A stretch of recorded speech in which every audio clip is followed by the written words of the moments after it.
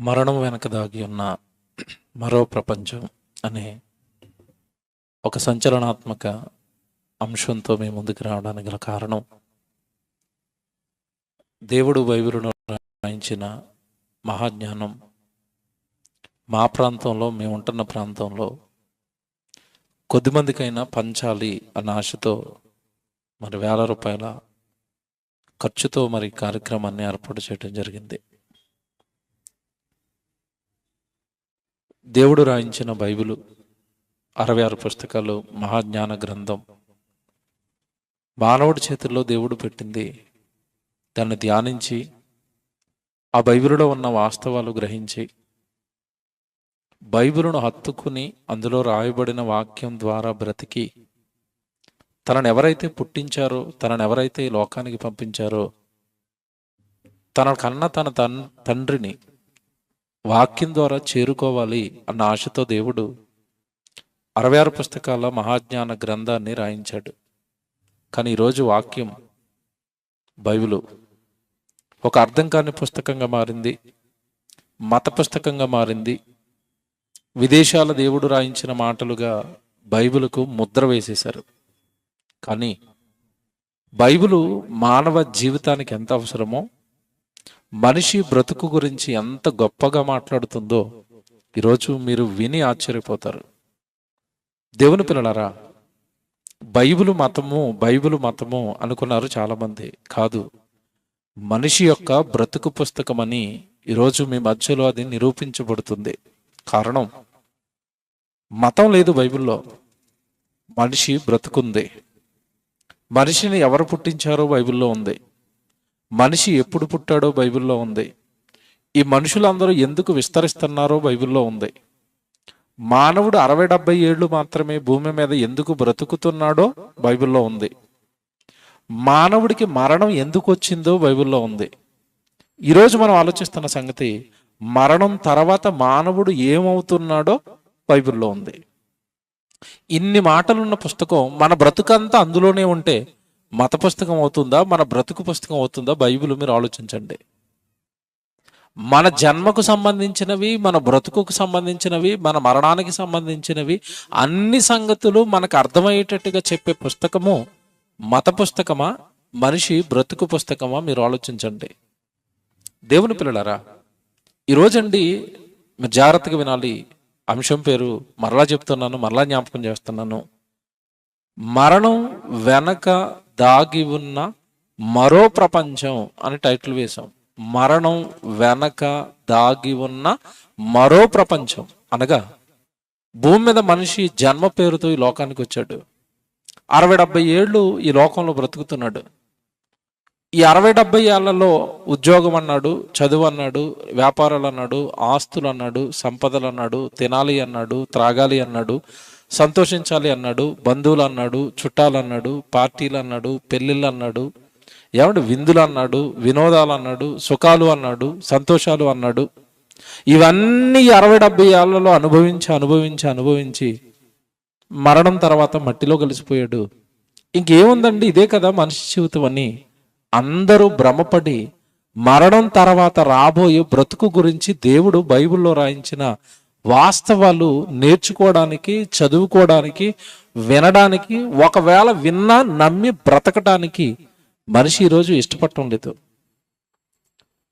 మీరు చాలా జాగ్రత్తగా వాక్యం వినాలి. ఈరోజు మరణం వెనక దాగి ఉన్న మరో ప్రపంచం. మరణంతో మనిషి ముగింపు అనుకున్నాడు, మరణంతో మనిషి జీవితం అయిపోయింది అనుకున్నాడు, మరణంతో ఏమండి దేహం వెళ్ళి మట్టిలో కలిసిపోయింది కదా, పూర్తి చేశారు కదా, అయిపోయింది జీవితం అనుకున్నారు. కానీ దేవుడు అంటున్నాడు, అక్కడే నీ జీవితం ప్రారంభం అవుతుందని దేవుడు అంటాడు.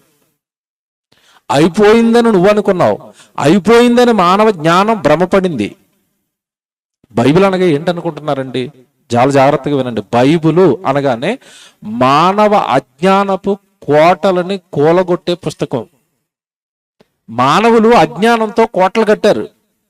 బైబిల్లో ఉన్న ప్రతి మాట ఆ అజ్ఞానాన్ని కూలగొడుతుంది. నాయనా, నీకు తెలియదు, నీకు తెలియక మాట్లాడుతున్నావు, నీకు తెలియక మోసపోయావు, ఇది కాదు జీవితం అంటే. మరణం తర్వాత అయిపోయిందని నువ్వు అంటున్నావు, మరణం తర్వాతే ప్రారంభం అవుతుందని నేనంటున్నాను అంటాడు దేవుడు బైబిల్లో. ఈ రాత్రి మీరు జాగ్రత్తగా బైబిల్ని బట్టి ఆలోచిస్తే, దేవుని పిల్లలారా, ఈరోజు జీవితం గురించి మనిషికున్న ఆలోచనలు ఏంటంటే, చాలా మంది కొటేషన్స్ రాశారు. ఏమని రాశారంటే, పుట్టుక పేరుతో ఈ లోకానికి వచ్చాడు, చావు పేరుతో ఈ లోకాన్ని విడిచిపెట్టి వెళ్ళిపోతాడు. పుట్టుక చావు ఈ రెండింటి మధ్యలో ఉన్నదే జీవితం అన్నారు. అంతే. అంటే మనిషి బ్రతుకుని ఎంత సింపుల్ గా తగ్గొట్టేశారంటే, పుట్టుక పేరుతో వచ్చావు కదా, చావు పేరుతో వెళ్ళిపోతున్నావు, మధ్యలో ఉన్న జీవితం ఏదో అదే జీవితం. ఈ 60-70 ఏళ్లే జీవితం. కనుక నీ ఈ 60-70 ఏళ్లలో నీకు ఇష్టమైనది చెయ్యి, నీకు ఇష్టమైనట్టుగా బ్రతుకు, నీకు ఇష్టమైనట్టుగా తిను, నీకు ఇష్టమైనట్టుగా త్రాగు, నీకు ఇష్టమైన ఉద్యోగం చెయ్యి. నువ్వు ఏదన్నా సాధించాలనుకుంటున్నావా, బంగారం సంపాదించుకోవాలనుకుంటున్నావా, కష్టపడి బంగారాన్ని సంపాదించు. ఇల్లులు కొనాలనుకుంటున్నావా, పొలాలు కొనాలనుకుంటున్నావా, టైం లేదు, 60-70 ఏళ్లే, నువ్వు ఏది చేయాలనుకుంటున్నావో త్వరగా చేసేయి, చచ్చిపోతే ఇంకేమీ లేదు అని ఒక మాయలో ఈరోజు మనిషి భూమి మీద బ్రతికేస్తున్నాడండి. మీరు ఈరోజు వింటారు, ఆశ్చర్యపోతారు బైబిల్లో ఉన్న మాటలు. ఎవడు దేవుడు మన జీవితం గురించి ఇంత లోతైన మాటలు రాశాడు బైబిల్లో. మానవ జీవితం పట్ల దేవుడు ఇంత లోతైన వివరణ ఇచ్చాడు బైబిల్లో. అవునండి దేవుని పిల్లలారా, మీకు మాట చెప్తాను. ఈరోజు క్రైస్తవులు, బైబిల్ పట్టుకున్న క్రైస్తవుల గొప్పతనం ఏంటో, ఖ్యాతి ఏంటో ఒక్క మాట మీకు జ్ఞాపకం చేస్తాను బైబిల్లో. ఏమండి, ఈరోజు జ్ఞానం అనగానే, ఏంటి జ్ఞానవంతులు అనగానే ఎవరు చెప్పండి? ఈరోజు బాగా టాప్ మోస్ట్ జ్ఞానవంతులు అనగానే ఎవరిని చెప్తారండి? శాస్త్రవేత్తలను చెప్తారు కదా, వాళ్ళే కదండి టాప్ ఈ ప్రపంచానికి జ్ఞానంలో. Very good. ఇంతకీ ఈ శాస్త్రవేత్తలు దేని వలన ప్రపంచానికి టాప్ లో కనపడుతున్నారు? ఎందుకు వీళ్ళు తెలివైన వాళ్ళు అయ్యారు, ఎందుకు జ్ఞానవంతులు అయ్యారు అంటే, ఈ 60-70 ఏళ్ల ఈ చిన్ని జీవితానికి అవసరమైన వసతులన్నీ వాళ్ళ జ్ఞానంతో కనిపెడుతున్నారు.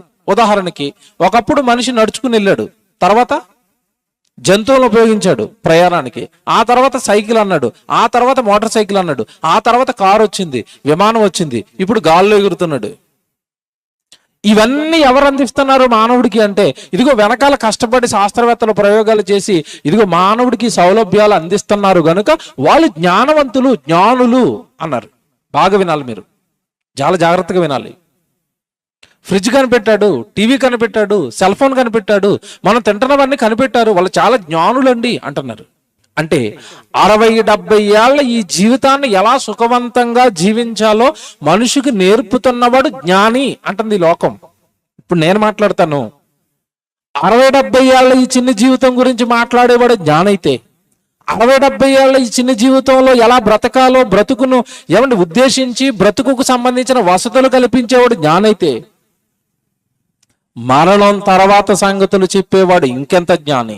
మరణం తర్వాత ఏం జరుగుతుందో కళ్ళకు కట్టినట్టుగా కళ్ళ ముందు జరుగుతున్న వాటిని కళ్ళ ముందు పెట్టి నేర్పిన దేవుడు, దేవుడి జ్ఞానం, దేవుడి వాక్యం, ఆ వాక్యం నేర్చుకున్న క్రైస్తవుడు ఇంకెంత గొప్పవాడో ఈ రాత్రి మీరు ఆలోచించాలి. ఒక మాట బైబిల్లో చూపిస్తానండి. దేవుడు ఏమంటున్నాడు తెలుసా? నాయనా, ఈ లోకానికి జ్ఞానం లేదు, ఈ లోకానికి మానవ బ్రతుకు మీద సరైన అవగాహన లేదు.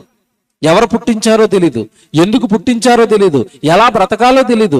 బ్రతుకు ముగిసిపోయిన తర్వాత 60-70 ఏళ్ళు ముగిసిపోయిన తర్వాత వాళ్ళ జీవితం ఏమవుతుందో వాళ్ళకి తెలియదు కనుక నువ్వు వెళ్ళి చెప్పు బైబిల్ నేర్చుకుని, ఆ సంగతులన్నీ నేను బైబిల్లో రాస్తాను అని క్రైస్తవులకి దేవుడి మాట చెప్పండి. క్రైస్తవుల భుజాల పైన ఈ బాధ్యతను మోపాడు. వెలిగించండి ఈ లోకాన్ని, అజ్ఞానంలో ఉంది అంటున్నాడు. ఏంటయ్యా జ్ఞానం అంటారా? ఒకసారి బైబిల్లోకి వెళ్ళి మీరు కొరింథీయులకు రాసిన మొదటి పత్రిక 2వ అధ్యాయము 6వ వచనం జాగ్రత్తగా చూద్దాం. బైబిల్లో కొరింథీయులకు రాసిన మొదటి పత్రిక 2వ అధ్యాయము 6వ వచనం చూడండి.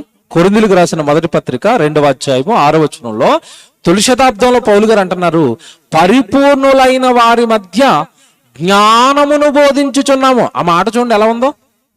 పరిపూర్ణులైన వారి మధ్య జ్ఞానమును బోధించుచున్నాము. లోకం ఏమనుకుంటుందంటే మేము పరిపూర్ణులమైపోయాం, మేము కార్లు కనిపెట్టాం, మేము బంగ్లాలు కనిపెట్టాం, మేము ఇల్లులు కట్టుకుంటున్నాం, మేము ఏరోప్లాన్స్ కనిపెట్టాం, ఏమంటే హెలికాప్టర్స్ కనిపెట్టాం, స్పీడ్ ట్రైన్లు కనిపెట్టేసాం, అంతరిక్షంలోకి వెళ్ళిపోతున్నాం, ఏమంటే సముద్రంలోకి వెళ్ళిపోతాం, భూమి లోపలికి వెళ్ళిపోతాం, అసలు సొరంగాలు వేసేసాం, అసలు టెక్నాలజీ పరుగులు పెడుతుంది, కంప్యూటర్ కాలంలోకి మేము వచ్చేసాం, మేము జ్ఞానవంతులము, మేము పరిపూర్ణులము, మాకు అన్ని తెలుసు అంటేనట వాళ్ళ మధ్యలోనట క్రైస్తవుడు పరిపూర్ణులైన వారి మధ్య జ్ఞానాన్ని బోధించాలట. నిజంగానండి, ఈ మాట మీరు ఆలోచిస్తే, మరి పరిపూర్ణులు అంటున్నాడు కదా, ఆ పరిపూర్ణులైన వారికి మరలా జ్ఞానం అవసరమా?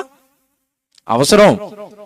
దేనిలో వాళ్ళు పరిపూర్ణులయ్యారు అంటే, ఇదిగో ఈ 60-70 ఏళ్ల ఈ జీవితానికి ఏవి అవసరమో వాటిని ఆలోచించటంలో, సంపాదించుకోవటంలో, కూర్చుకోవటంలో జ్ఞానాన్ని సంపాదించారు. కానీ వాళ్ళకి అసలు జ్ఞానం తెలియదు నాయన. మరణం తర్వాత ఏం జరుగుతుందో తెలియదు నాయన. ఈ జీవితం ఎవరిచ్చారో తెలియదు నాయన. ఎలా ఇచ్చాడో, ఎలా తీసుకుంటాడో, ఏం జరుగుతుందో అసలు విషయాలన్నీ నువ్వు వాళ్ళకి నేర్పిస్తారా? పరిపూర్ణులైన వారి మధ్య జ్ఞానమును బోధించుచున్నావు. ఎందుకు మియాపూర్లో సభ పెట్టాలి? ఎందుకు ప్రతి చోట సభలు పెట్టాలి? ఈ సమాజం అంతా మాకు అన్ని తెలుసు అనుకుంటుంది. లేదు, వాళ్ళ మధ్యలోనికి వెళ్ళి మీరు జ్ఞానం చెప్పండి. మియాపూర్ మధ్యలో జ్ఞానం చెప్పండి, బాచుపల్లిలో జ్ఞానం చెప్పండి, కుక్కడపల్లిలో జ్ఞానం చెప్పండి, హైదరాబాద్లో జ్ఞానం చెప్పండి, విజయవాడలో జ్ఞానం చెప్పండి, ఖమ్మంలో జ్ఞానం చెప్పండి, జ్ఞానం చెప్పండి, జ్ఞానం చెప్పండి, జ్ఞానం చెప్పండి. పరిపూర్ణులైన వారి మధ్యకు మీరు వెళ్ళిపోండి బైబిల్ని పట్టుకుని. ఎందుకంటే వాళ్ళకి ఎక్కడి వరకు తెలిసి ఏం తెలిసిన అంటే 60-70 ఏళ్ల ఈ జీవితం ముగిసిపోయేంత వరకు ఈ మానవ దేహానికి, జీవితానికి ఏం కావాలో తెలిసి అంతే వాళ్ళకి. లోక జ్ఞానం అది. అంతకు మించి తర్వాత ఏంటో వాళ్ళకి తెలియదు నాయన. కొంచెం మీరు చెప్తారా వెళ్ళి?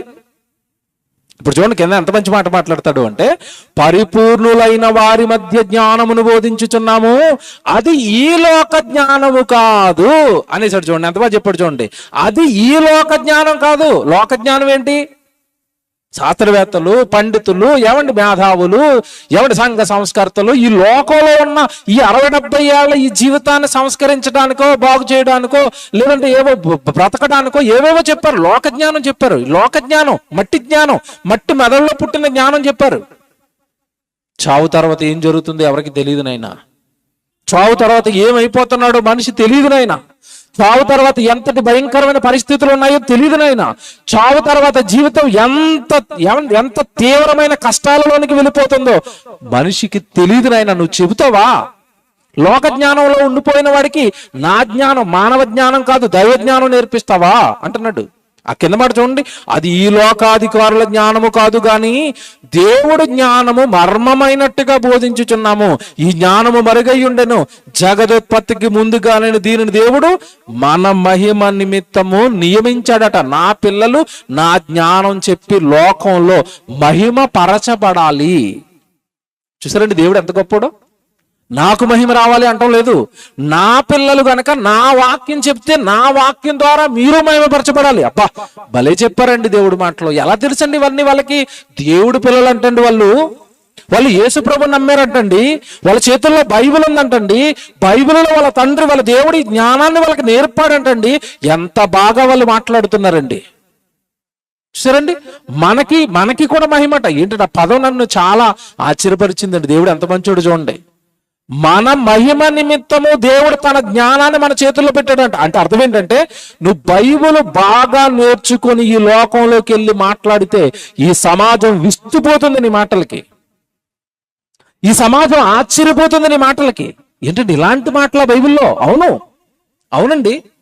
ఏమండి, ఈ లోకంలో ఎంతటి మేధావైనా, ఎంత గొప్ప స్కాలర్ అయినా ఎక్కడి వరకు చెప్తాడంటేనండి, జీవితం అనేసరికి అండి ఆత్మకథలు రాసుకుంటారండి. ఏమండి, ఎవరికి వాళ్ళు గొప్ప వాళ్ళుగా పిలువబడుతున్న వారు ఆత్మకథలు రాసుకుంటారు. ఎవరైనా ఒక గొప్ప వ్యక్తి బ్రతికి చనిపోతే అతని ఆత్మకథ మరొకరు రాస్తారు. ఇంతకీ విచిత్రం ఏంటంటేనండి, పేరేం పెట్టారు? ఏ కథ రాస్తున్నారట? ఆత్మకథ అని రాస్తారు. ఇంతకీ ఆత్మకథ అని పుస్తకం ప్రారంభించి ఏ కథ రాస్తారా పుస్తకం నిండా? శరీరానికి సంబంధించిన కథ రాస్తారు. అంతేనా? ఎక్కడ పుట్టాడు, ఎవరికి పుట్టాడు, అమ్మనాన్నలు ఎవరు, ఎంతవరకు చదువుకున్నాడు, ఏ ఉద్యోగం చేశాడు, ఏమన్నా ఎంతకాలం బ్రతికాడు, ఏమన్నా మంచి పనులు చేశాడా, ఏమన్నా చెడ్డ పనులు చేశాడా, ఎప్పుడు చచ్చిపోయాడు, అతని సమాధి ఎక్కడుంది, అయిపోయిందండి ఆత్మకథ. ఇంతకీ విచిత్రం ఏంటంటే, ఇందులో ఆత్మకథ ఎక్కడుంది? అంత శరీర సంబంధమైన కథ తప్ప. పుస్తకానికి పేరేం పెట్టాడు? ఆత్మకథ అని. మరి ఆత్మకథ అని పేరు పెట్టి శరీరం మట్టిలో కలిసిపోయిన తర్వాత ఆత్మ బయటకు వచ్చింది కదా, దానికి కథ ఎందుకు రాయలేదు వీళ్ళు? ఎందుకు రాయలేదు చెప్పండి. ఏమంటే ఇతను సమాధుల్లోకి వెళ్ళిపోయాడండి, చనిపోయాడండి. సమాధులలోకి ఇతను వెళ్ళిపోయిన తర్వాత ఇతని శరీరం ఇదిగో మియాపూర్లో శ్మశానంలో పాతిపెట్టబడిందండి. అతని ఆత్మ ఏం జరుగుతుందో నేను రాస్తానండి అని ఎవరైనా చచ్చిపోయిన తర్వాత ఏం జరుగుతుందో ఎవరైనా పుస్తకం రాశారా? ఎందుకు రాయలేదు చెప్పండి? ఎందుకు రాయలేదు తెలుసా? తెలియదు కదండి రాయడానికి. ఏం తెలుసని రాస్తారు? మీకు తెలియదు అని కూడా దేవుడు బైబిల్లో చెప్పాడు. ఆ మాట చూస్తారా? ఇది ఎంత బాగుంటుంది చూడండి. ప్రసంగి గ్రంథం 6వ అధ్యాయం చూడండి అందరూ. ప్రసంగి గ్రంథం 6వ అధ్యాయము 12వ వచనం చూడండి బైబిల్లో. ప్రసంగి గ్రంథం 6వ అధ్యాయము 12వ వచనం. నీడవలే తమ దినములన్నీ వ్యర్థముగా గడుపుకొను మనుషుల బ్రతుకునందు ఏది వారికి క్షేమకరమైనదో ఎవరికి తెలియను. చూసారా, 60-70 ఏళ్ళ ఈ జీవితంలో ఎలా బ్రతికితే చనిపోయిన తర్వాత క్షేమం కలుగుతుందో ఎవరికి తెలుసు? ఎవరికి తెలీదు. నేను భూమి మీద బ్రతికుండగా 60-70 ఏళ్ళ నా జీవితంలో నేను ఏం చేస్తే మరణం తర్వాత క్షేమంగా ఉంటాను అన్న సంగతి తెలియదట. తెలియకట ఈ 60-70 ఏళ్ళ ఈ జీవితాన్ని అంతా కూడా ఎలా గడుపుతున్నాడట? వ్యర్థంగా గడుపుతున్నాడు. వ్యభిచారం చేసి గడిపేవాడు ఒకడు, దొంగతనాలు చేసి గడిపేవాడు ఒకడు, మోసాలు చేసి గడుపుకునేవాడు ఒకడు, త్రాగుబోతుగా శరీరాన్ని పాడు చేసుకుని బ్రతికేవాడు ఒకడు, తిరుగుబోతుగా బ్రతికేవాడు ఒకడు. ఎవడు ఈరోజు సమాజాన్ని చూస్తుంటేనండి చంపేవాడు, చంపుకునేవాడు, దోచుకునేవాడు, దాచుకునేవాడు. ఈ లోకాన్ని మనం చూస్తున్నప్పుడు అండి ఎక్కడికక్కడ స్వార్థంతో నిండిపోయి ఎవడి మరణం తర్వాత వీటన్నిటిని విడిచిపెట్టి వెళ్ళిపోతానన్న పచ్చి నిజాన్ని మరిచిపోయి మరి మనిషి తప్పుల మీద తప్పులు చేసండి ఈ జీవితకాలాన్నట వ్యర్థంగా గడుపుతున్నాడట. ఏం చేస్తే క్షేమమో మనిషికి తెలియదట. ఇప్పుడు చూడండి తర్వాత మాట. ఎవడు ఈ మనుష్యుల జీవితంలో ఏది క్షేమకరమైనదో వారికి ఎవరు తెలియజేతురు? తర్వాత చూడండి అక్కడ బైబిల్ చూడండి ఎంత బాగుంటుంది బైబిల్. వారు పోయిన తర్వాత చూసారా, ఇక్కడతో ఫుల్ స్టాప్. పోయేంత వరకే ఏమైనా చెప్తాం, సమాధుల్లోకి చేరేంత వరకే మనిషి గురించి ఏమైనా మేము చెబుతాం. వారు పోయిన తర్వాత వాట్ నెక్స్ట్? సమాధుల్లోకి వెళ్ళిపోయింది కదా నీ దేహం, తర్వాత ఏంటి? వారు పోయిన తర్వాత చూడండి బైబిల్ చూడండి. వారు పోయిన తర్వాత ఏమి సంభవిస్తుందో వారితో ఎవరు చెబుతారు? వారికి ఎవరు చెబుతారు? వారికి ఎవరు చెబుతారు అంటే మరణం తర్వాత ఉన్న ప్రపంచం గురించి వారికి ఎవరు చెబుతారు? వారికి ఎవరు చెబుతారు? చూసారు దేవుడు ఎలాగంటున్నాడు, మరణం తర్వాత ఉన్న ప్రపంచం గురించి. వారు పోయిన తర్వాత ఈ జీవితకాలం 60-70 ఏళ్ళ ఈ జీవితం అయిపోయిన తర్వాత సంభవింపబోయే సంగతులు ఎవరు చెబుతారు అంటే జాగ్రత్తగా వినాలి. బైబుల్ అనగానే నీ బ్రతుకు పుస్తకం అని ఎందుకు అన్నాను అంటే 60-70 ఏళ్ళ ఈ జీవితం ఎవరిచ్చారో దేవుడు చెబుతాడు బైబిల్లో. ఈ 60-70 ఏళ్ళ నీ జీవితం ముగిసిన తర్వాత, నీకు మరణం వచ్చిన తర్వాత, నీ శరీరం శ్మశానానికి వెళ్ళిపోయిన తర్వాత ఏం జరుగుతుందో కూడా చెబుతాడట. అందుకే అంటున్నాడు దేవుడు బైబిల్లో నేను చెప్పిన మాటలే జ్ఞానం అన్నాడు. అందుకే ఆ మాటలు నేర్చుకున్నవాడు జ్ఞాని అన్నాడు బైబిల్లో. ఎంత బాగుందండి. మీకు మాట అడుగుతాను, బాగా ఆలోచించి ఆన్సర్ చెప్పండి. పేపర్లో నుండి అప్పుడప్పుడు న్యూస్ రాస్తారండి. యాక్సిడెంట్ జరిగింది అనుకోండి, ప్రమాదం జరిగింది అనుకోండి, న్యూస్ వేస్తారు. లారీ బస్సు ఢీకొన్నాయి అంటాడు, ఢీకొని 4 దుర్మరణం అని రాస్తాడు. ఆ తర్వాత కింద వెంటనే ఏమని రాస్తాడు చెప్పండి అక్కడ? ఈ 4 కూడా ఎక్కడికి వెళ్ళిపోయారట? తిరిగి రాని లోకాలకు వెళ్ళిపోయారు అన్నాడు కదా. ఇప్పుడు ఆ పేపర్ రాసిన అతను వ్యక్తి దగ్గరికి మీరు వెళ్ళి, అయ్యా తిరిగి రాని లోకాలకు వెళ్ళిపోయారు అన్నా కదా ఈ 4, ఇంతకీ ఎక్కడున్నాయి ఆ లోకాలని అడగండి. పోను నువ్వేమైనా చూసావా అని అడగండి. నువ్వేమైనా కెమెరా పెట్టుకుని అక్కడికి వెళ్ళి ఏమైనా భూమి మీద మరి అందరి దగ్గరికి వెళ్ళిపోతున్నావు కదా కెమెరా పెట్టుకుని.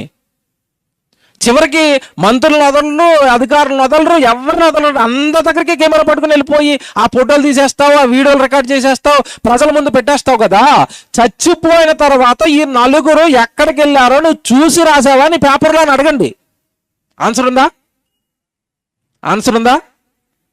ఎవడి పేపర్ అతని దగ్గరే కాదు, శాస్త్రవేత్త దగ్గర ఆన్సర్ లేదు, పండితుడి దగ్గర ఆన్సర్ లేదు, అసలు ఈ సమాజంలో ఎవరి దగ్గర కూడా చచ్చిపోయిన తర్వాత ఏం జరుగుతుందో ఆన్సర్ లేదు. అందుకే మనిషి ఏం ఫిక్స్ అయిపోయాడు అంటే, జాగ్రత్తగా వినండి, ఫిక్స్ అయిపోయాడు ఒకటి. ఏం ఫిక్స్ అయ్యాడు? ఎలాగో మరణం అనేది నా జీవితానికి డెడ్ పాయింట్, అది చివరి పాయింట్ కనుక నేను బ్రతికినంతకాలం సుఖపడాలి, తినాలి, త్రాగాలి, సంతోషించాలి, ఆనందించాలి. ఎలాగో పోయిన తర్వాత ఏం జరుగుతుందో నాకేం తెలీదు. తెలియకేమనుకున్నాడు అంటే ఈ జీవితం మరణంతో అంతమైపోతుంది, ముగింపు అయిపోతుంది అనుకుని భ్రమల్లోకి వెళ్ళిపోయాడండి మనిషి. ఇది భ్రమ అని మీకు ఎంత బాగా చెప్తానో జాగ్రత్తగా వినండి. దేవుని పిల్లలారా, మరణం తర్వాత మరో ప్రపంచం ఉందా? మరణం తర్వాత మరో ప్రపంచం గురించి, ఆ ప్రపంచంలో సంభవింపబోయే సంగతుల గురించి ఎవరు చెబుతారు అన్నాడు కదా. మీకు జస్ట్ ఎగ్జాంపుల్గా మన కళ్ళ ముందు కనబడుతున్నవే కాదు, కనబడనివి కూడా ఉంటాయి అని చెప్పడానికి ఒక వీడియో చూపిస్తాను ఇప్పుడు మీకు. జాగ్రత్తగా వినండి, వీడియో రెడీ చేయండి. మన కళ్ళ ముందండి ఇగో కారు కనపడుతుంది, ఇదిగో లేదంటే ఒక షెడ్ కనపడుతుంది, ఒక మొక్క కనపడుతుంది, ఒక కెమెరా కనపడుతుంది. ఏమంటే ఇవన్నీ మన కళ్ళకు కనపడుతున్నాయండి. కొన్ని వస్తువులు మన కళ్ళకు కనపడుతున్నాయి. మీరు విషయం ఏంటంటే మన కళ్ళకి కనబడని ప్రపంచం ఒకటి ఉంది మన కళ్ళ ముందే. జాగ్రత్తగా వినండి, మన కళ్ళ ముందే మన కళ్ళకు కనపడని మరో ప్రపంచం ఉంది. ఏంటంటే ఆ ప్రపంచం అంటారా? మీకు ఒక ఉదాహరణ చెప్తాను. మన మధ్యకాలంలో కరోనా వచ్చిందండి. First wave, second wave, third wave కదా. కరోనా అంటే ఏంటి చెప్పండి? కరోనా బొమ్మ చూసారా? ఆ సూక్ష్మజీవి బొమ్మ చూసారా? బొమ్మ ఏమండి అది ఎలా ఉంది? అది రౌండ్గా ఉండి దానికి ఏమున్నాయి? తలలుగా ఉన్నాయి కదా. ఇప్పుడు అదేంటది? ఒక జీవి. ఆ జీవి మన నోట్లోకో మన ఏమంటే ముక్కులో నుంచో లోపలికి వెళ్ళిపోయిన ఆ జీవి మన ఊపిరితిత్తులను డిస్టర్బెన్స్ చేసింది. ఊపిరి ఆగిపోయింది. చాలా మంది కరోనా బారిన పడి ఏమైపోయారు? చచ్చిపోయారు. ఇంతకేనండి ఆ కరోనా జీవి మీ కళ్ళకు కనపడిందా? ఒకవేళ కనబడితే మీరు లోపల రానిస్తారా దాన్ని? ఎవరి కళ్ళకు కనబడిందా? కనపడలేదు కదండి. కనబడదు కనుకే ఏ రూట్లో వెళ్ళిపోతుందని మాస్క్ వేసాం మనం. మాస్క్ వేసినా వెళ్ళిపోయింది అది. అవునా? అంటే నీ కళ్ళ ముందే నీకు కనపడనివి చాలా ఉన్నాయి, మరో ప్రపంచం ఉంది. ఇంతకీ దాన్ని ఎలా చూసారండి మరి? అంటే దాన్ని బొమ్మేశారు కదా, దాని కొమ్ములు ఉన్నాయని, రౌండ్గా ఉందని దాన్ని బొమ్మేశారు కదా. దాన్ని ఎలా చూసారు చెప్పండి? మన కన్ను చూడలేని ప్రపంచాన్ని అండి ఇంకో కన్ను చూస్తుంది. తెలుసా మీకు? మన కన్ను చూడలేని ప్రపంచాన్ని మరో కన్ను చూస్తుంది. మైక్రోస్కోప్ కెమెరా అని ఒక కెమెరా ఉంటుందండి. దానిలో పెట్టి మీరు ఏ చిన్న దాన్నైనా సరే లోపలికి వెళ్ళి చూసారంటే మన కళ్ళ ముందు మనకు కనబడకుండా ఎంత ప్రపంచం ఉందా అని ఆశ్చర్యపోతారు మీరు. వీడియో రెడీయా? వీడియో చూడండి. మీరు చూడండి వాడు ఎంత స్పష్టంగా మన కళ్ళకు కనబడని ప్రపంచాన్ని చూపిస్తున్నాడు. చూడండి, ఆ మైక్రోస్కోప్లో చూశాడు వాడు. కంటికి కనపడలేదు ఈ ప్రపంచం. కనబడని ప్రపంచం ఒకటి ఉంది, మన కళ్ళ ముందే ఉంది, అది మనకు కనపడదు. పెరుగు తింటారా? పెరుగు తింటాను అని వాళ్ళు చేయలేపండి. రైట్. పెరుగును కనుక ఇప్పుడు మైక్రోస్కోప్ కెమెరాతో మీకు పెరుగును చూపించారు అనుకోండి, వాళ్ళు జీవితంలో పెరుగు తింటారు మళ్ళీ మీరు. ఎందుకు తెలుసా? పెరుగు అంటే ఏంటనుకుంటున్నారు? బ్యాక్టీరియా, క్రిములు కదులుతూ పెరుగు అంతా క్రిములే. పెరుగు అంటే ఏంటనుకుంటున్నారు? పురుగులు. అది పాలు కుళ్ళిపోయి పురుగులు అయ్యాయి, అదే పెరుగు. తోడు పెట్టడం అంటే ఏంటనుకున్నారు? కుళ్ళబెట్టారు. కుళ్ళబెట్టగానే పాలు కాస్త ఏమయ్యాయి?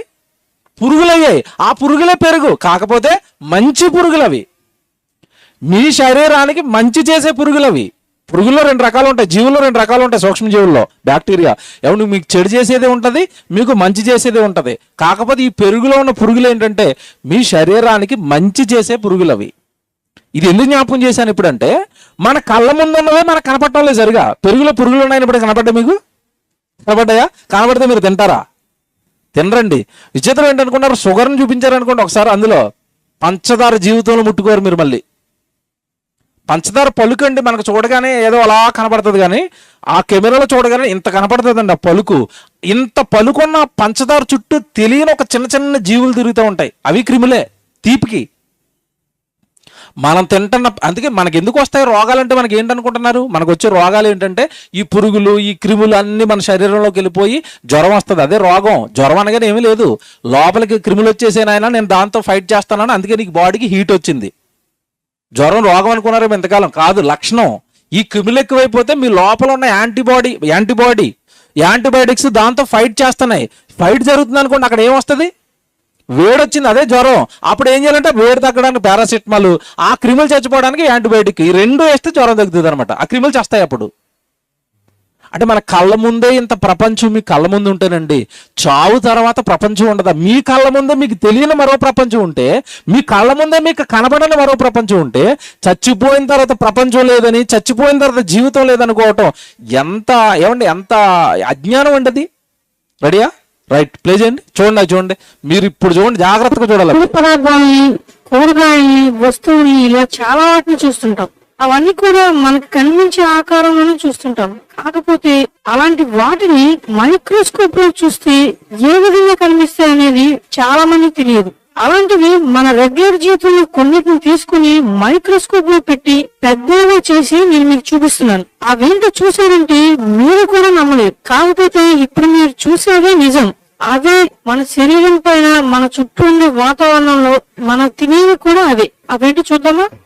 మనం సాధారణంగా అరటిపళ్ళని తింటూనే ఉంటాం, కానీ ఒక అరటిపండుని అడ్డంగా కట్ చేసి దాన్ని మైక్రోస్కోప్ లో పెట్టి చూపిస్తే ఏ విధంగా ఉంటుందో మీకు తెలుసా? ఇదిగో ఇక్కడ చూడండి, చూసారు కదా, ఇదే అరటిపండు. బయట మనకు మామూలుగా కనిపిస్తుంది, కానీ మైక్రోస్కోప్ లో పెట్టి బాగా జూమ్ చేసి చూస్తే లోపల ఈ విధంగా ఉంటుంది. అలాగే మన ఇంట్లో రోజు మొహం తుడుచుకోవడానికి, ఒళ్ళు తుడుచుకోవడానికి ఉపయోగించే టవల్స్, నాప్కిన్స్ ఇలాంటి వాటిని తీసుకుని మైక్రోస్కోప్ లో పెట్టి జూమ్ చేసి చూపిస్తే ఎలా ఉంటుందో మీరే చూడండి. చూసారుగా ఎలా ఉందో? ఆ క్లాత్ లో కనిపించే దారపురుగులన్నీ దగ్గర నుంచి చూస్తే ఈ విధంగానే ఉంటాయి.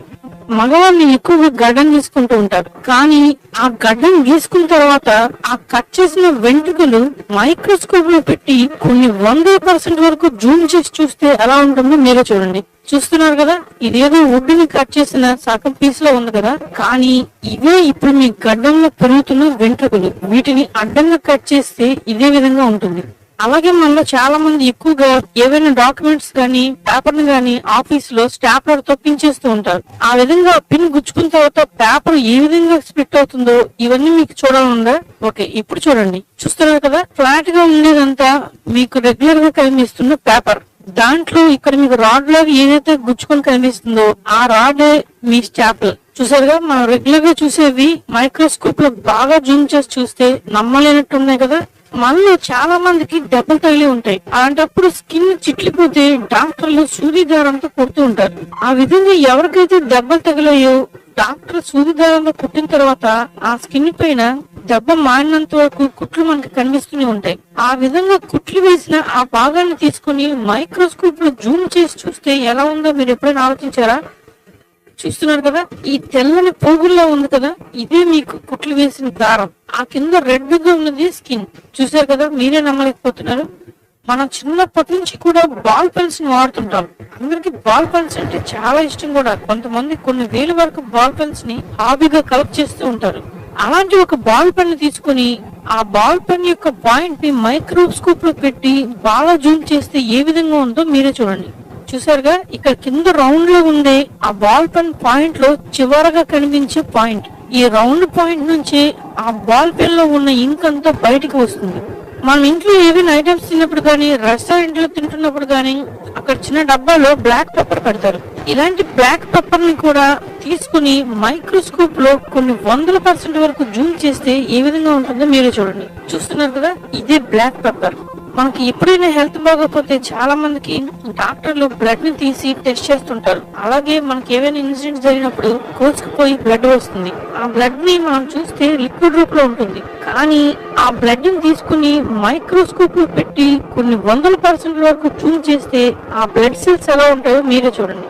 చూస్తున్నారు కదా, టాబ్లెట్ లా ఉంటుంది కదా, ఇవే మన శరీరంలో ఉన్న బ్లడ్. ఇలాంటివి కొన్ని వేలు లక్షల వరకు గ్యాదర్ అయితేనే ఒక చుక్క బ్లడ్ తయారవుతుంది. అంటే ఒక చుక్క బ్లడ్ లో మీరు ఇప్పుడు చూస్తున్నా కనిపిస్తుంది, కానీ ఈ స్ట్రింగ్ ని కట్ చేసి మైక్రోస్కోప్ లో పెట్టి జూమ్ చేసి చూస్తే ఏ విధంగా ఉంటుందో మీరే చూడండి. హలో, ఏమండి, ఎలా ఉన్నాయి మీకు అవి? ఎప్పుడైనా చూసారు అవి? అట్టుపండు ఎలా కనపడింది చెప్పండి, అందులో పెట్టి చూస్తే. పిన్ను కొడితే పిన్ను ఎలా కనపడుతుంది చూడండి అందులో. మన బ్లడ్ ఎలా కనపడింది చూడండి అందులో. ఏమంటే ఇది మీ కళ్ళ ముందు ఉన్న మరో ప్రపంచం కదా. ఇది ఏమన్నా మీకు తెలుసా? మీకు జస్ట్ శాంపిల్స్ అండ్ కొన్ని చూపించాం. అబ్బబ్బా, వాడు పెట్టాడండి, ప్రతి దాన్ని మైక్రోస్కోప్లో పెట్టి చూస్తేనండి మరోలా కనపడుతుంది. మనం చూస్తున్నట్టుగా కాదు. అంటే మన కళ్ళ ముందే మనకి తెలియని మరో ప్రపంచం ఉందా? ఉంది. మీ చర్మం పైన మీ చెయ్యి ఉన్నది కదా, మీ చెయ్యి పైన కనుక ఒక్కసారి మైక్రోస్కోప్ పెట్టి ఇలాగ ఒక్కసారి మీ చెయ్యిని చూసుకున్నారంటే జీవితంలో మీ చేతితో అన్నం తినరు. మళ్ళీ అన్న ఉంటాయి చేతి మీద క్రిములు. అందుకే సబ్బుతో కడుక్కోండి, సోపుతో కడుక్కోండి అన్నది అందుకే అది చచ్చిపోవడానికే. అంటే ఇంత ప్రపంచం మన కళ్ళ ముందు, మన కళ్ళకు కనబడని సూక్ష్మ ప్రపంచం ఒకటి మీ కళ్ళ ముందు ఉంది. Very good. ఇది ఇప్పుడు మీకు అర్థమైంది. ఈ ప్రపంచం మన కళ్ళ ముందు ఉన్నప్పుడు, ఇది మనకు తెలియనప్పుడు, మరో ప్రపంచం ఉంది మరణం తర్వాత అని దేవుడు చెప్తున్నప్పుడు దాన్ని నమ్మకపోతే ఎలాగ? నీ కళ్ళ ముందే నీకు కనపడింది ఒకటి ఉన్నప్పుడు, చచ్చిపోయిన తర్వాత కూడా ఒక ప్రపంచం ఉంది, చచ్చిపోయిన తర్వాత కూడా ఒక జీవితం ఉంది, చనిపోయిన తర్వాత కొన్ని సంభవిస్తున్నాయి అని నరుడికి అని దేవుడు బైబిల్లో చెప్పిన తర్వాత ఎవడు దాన్ని నమ్మకపోతే ఎలాగా? ప్రసంగి గ్రంథం 10వ అధ్యాయము 14వ వచనం వాక్యపట్నం చదివారు కదా, ఎంత బాగుంటుంది చూడండి మాట. ప్రసంగి గ్రంథం 10వ అధ్యాయము 14వ వచనం, కలుగబోవునది ఏదో మనుషులు ఎరుగక ఉండినను బుద్ధిహీనులు విస్తారంగా మాట్లాడతారు. ఇప్పుడు కరెక్ట్గా నేను మెసేజ్లోకి వచ్చాను, పాయింట్లోకి వచ్చాను. మానవ అజ్ఞానపు కోటల్ని కూలగొడతాను, జాగ్రత్తగా వినండి. కలగబోవునది ఏదో, మరణం తర్వాత ఏం కలుగుతుందో నరులకు తెలుసు అన్నాడా? తెలీదు అన్నాడు అక్కడ. ఎరుగక ఉండినను అంటే తెలుసా తెలీదా? తెలీదు. ఇప్పుడు తెలియని దాని గురించి మనిషి ఎలా మాట్లాడతాడట? బుద్ధిహీనుడై విస్తారంగా మాట్లాడుతున్నాడట. జాగ్రత్తగా వినాలి. ఇక్కడేనండి ప్రపంచం మోసపోయింది. ఈ వచనం అర్థమైతేనండి ప్రపంచం మొత్తానికి తెలివి వస్తుంది, బుద్ధి వస్తుంది, జ్ఞానం వస్తుంది. కలగబోవునది ఏదో, నరుడు చనిపోయిన తర్వాత ఏం కలుగుతుందో మనుషులకు తెలియకపోయినా మనుషులు ఎలా మాట్లాడుతున్నారట? అన్నీ తెలిసిన వాడిలాగా విస్తారంగా మాట్లాడుతున్నాడట. ఇందాక పేపరోడు మాట్లాడాడు కదా, ఏమని? ఈ నలుగురు ఎక్కడికి వెళ్ళారయ్యా అంటే ఏమని రాశాడు? ఎక్కడున్నాయ్యా లోకాలంటే ఫుల్ స్టాప్, ఆన్సర్ లేదు, రాసేస్తాడు అంతే. నాకు ఇష్టం వచ్చింది రాస్తాను. చదువుకున్నవాడు కదా పోయేది చదువుకుని. ఇప్పుడు వాడేమనుకోవాలి? చదువుకున్నవాడు అంటే చచ్చిపోయిన వాళ్ళు అందరూ ఏవో లోకాలకు వెళ్ళిపోతున్నారు అనమాట. ఎక్కడున్నాయా లోకాలని ఆడు ఆలోచించిన ఆన్సర్ లేదు. ఇంకోటి చెప్పనా ఇప్పుడు మీకు, జాగ్రత్తగా వినండి, జాగ్రత్తగా వినాలి. ఇది నరుడు చనిపోయిన తర్వాత ఏమి జరుగునో ఎవరు తెలియజేస్తారంటే ఎవరికి తెలీదు. తెలియని దాని గురించి మనుషులు విస్తారంగా మాట్లాడారు. ఏం మాట్లాడారు? ఏమని? చనిపోయిన వ్యక్తి ఏమయ్యాడు అని మనం అడిగామనుకోండి లోకాన్ని, ఏం మాట్లాడారు చెప్పండి? మీకు తెలిసినవి చెప్పండి. ఇప్పుడు మీకు తెలిసినవి చెప్పండి. ఏముందండి? మట్టి మట్టిలో కలిసిపోయిందండి అన్నాడు. అంతేనా? మట్టిలో కలిసిపోయిందట. శరీరం మట్టిలో కలిసిపోయిందండి, అంతమైపోయిందండి, ఇక జీవితం క్లోజ్ అయిపోయిందండి అన్నాడు. ఇంకేం చెప్పారు చెప్పండి? చచ్చిపోయిన తర్వాత ఏమయ్యాడు మనిషి అంటే ఇంకేం చెప్పారు? మరణం తర్వాత ఏం జరిగిందంటే ఇంకేం చెప్పారు? మరికొంతమంది ఏమన్నారంటే శరీరంలో నుంచి అంట ఆత్మలాగా బయటకు వచ్చిందట. ఆత్మలా బయటకు వచ్చి అలా గాల్లో కలిసిపోయిందట. అంతేనా? ఇదోటి చెప్పారు. ఆత్మ బయటకు వచ్చింది, బయటకు వచ్చిన ఆత్మ ఎందులో కలిసిపోయింది? గాల్లో కలిసిపోయింది. ఇక్కడ నాకు 2 డౌట్లు అండి. ఇప్పుడు ఏమండి, కలిసిపోయిందన్న ఆత్మ కంటికి కనపడదు, గాలి కంటికి కనపడదు. ఈ కనపడిన 2 కలిసిపోయినాయి నీకు ఎలా కనపడింది? మీరు ఆలోచించారా? ఆత్మ కనపడుతుందండి. పోని మీకు ఇదంతా వద్దండి. ప్రాక్టికల్గా మీరు ఎవరైనా చనిపోతున్న వ్యక్తి దగ్గర, కొన్ని క్షణాల్లో చనిపోతాడన్న వ్యక్తి దగ్గర మీరు నిలబడండి. డాక్టర్ గారు చెప్తారు కదా, ఇంకా రేపో మాపో అంటున్నాడండి అన్నోడి దగ్గర అలా కళ్ళు కాజు కట్టుకుని అలా నిలబడండి. అలా ఊపిరి అలా తీశాడు, అలాగన్నాడు, అలాగ ఆగిపోయింది. ఆగిపోయిందంటే ఏమైపోయాడు? ఇప్పుడు చచ్చిపోయాడు అంటే ఏమైంది? ఇప్పుడు ఆత్మ బయటికి వెళ్ళిపోయింది. ఏమన్నా ఎప్పుడైనా ఎవరికంటికైనా కనపడింది ఆత్మ బయటికి వెళ్ళిపోవడం? డాక్టర్లు చూడండి, హార్ట్ అటాక్ వచ్చినప్పుడు హార్ట్ ఆగిపోయిందని సరికి అలా హార్ట్ ఆగిపోగానే మీరు ఇలా ప్రెస్ చేస్తూ ఉంటారు. దాన్ని ఏదో ట్రీట్మెంట్ అంటారంటే, హార్ట్ దగ్గర ఇలా చేతులు పెట్టి చేయి పెట్టి ఇలా ప్రెస్ చేస్తూ ఉంటారు. ఆ గుండెని మళ్ళా కొట్టుకునేటట్టు చేయడానికి డాక్టర్లు ప్రయత్నిస్తూ ఉంటారు. ఏమన్నా సిపిఆర్ రైట్, సిపిఆర్. విచిత్రం ఏంటంటే దాన్ని మన ఈ మధ్యకాలం కేటీఆర్ గారు కూడా చేశారు. అంటే అందరికీ నేర్పాలని, అందరు గుండెలు ఆగిపోతున్నాయి కదా, ఇది నేర్చుకోండి, పంపు కొట్టుకోండి, ఏమన్నా మీ అదృష్టం ఉంటే మళ్ళా లేస్తుంది. ఇది నేనే నేర్చుకుంటున్నానని కేటీఆర్ గారు కూడా నేర్చుకుని అందరి ముందు, పబ్లిక్ ముందు ఆయన ప్రెస్ చేసి చూపించారు. ఇప్పుడు ఒక విషయం అండి, ఇక్కడ కళ్ళ ముందు మీకు గుండె ఆగిపోయిన వ్యక్తి అంటే ఆత్మ బయటకు వచ్చిందండి. ఆత్మ బయటికి రావటం ఏ డాక్టర్కైనా కనపడిందా? కనపడదు. ఇప్పుడు మరి ఆత్మ గాల్లో కలిసిపోయింది అన్న మాట నిజమా అబద్ధమా? పచ్చి అబద్ధం. రెండోది పోయింది. ఒకటి మట్టిలో కలిసిపోయింది అన్నాడు, ఒకటి ఆత్మ వచ్చి గాలిలో కలిసింది అన్నాడు. ఇప్పుడు మూడోడి దగ్గరికి వచ్చాను. మూడో వాదన ఏంటి? చచ్చిపోయిన వ్యక్తి దెయ్యం అయిపోయి వాడింటి చుట్టూనే తిరుగుతున్నాడు అన్నారు. అవునా? చచ్చిపోయిన వ్యక్తి ఏమయ్యాడట? దెయ్యం అయిపోయాట. కోరికలు తీర్చుకోవడానికి ఇంటి చుట్టూ తిరుగుతున్నాడట, పిల్లర్స్ వేసాడట, గోడలు కట్టాడట, స్లాబ్ పడకుండా చచ్చిపోయాడట.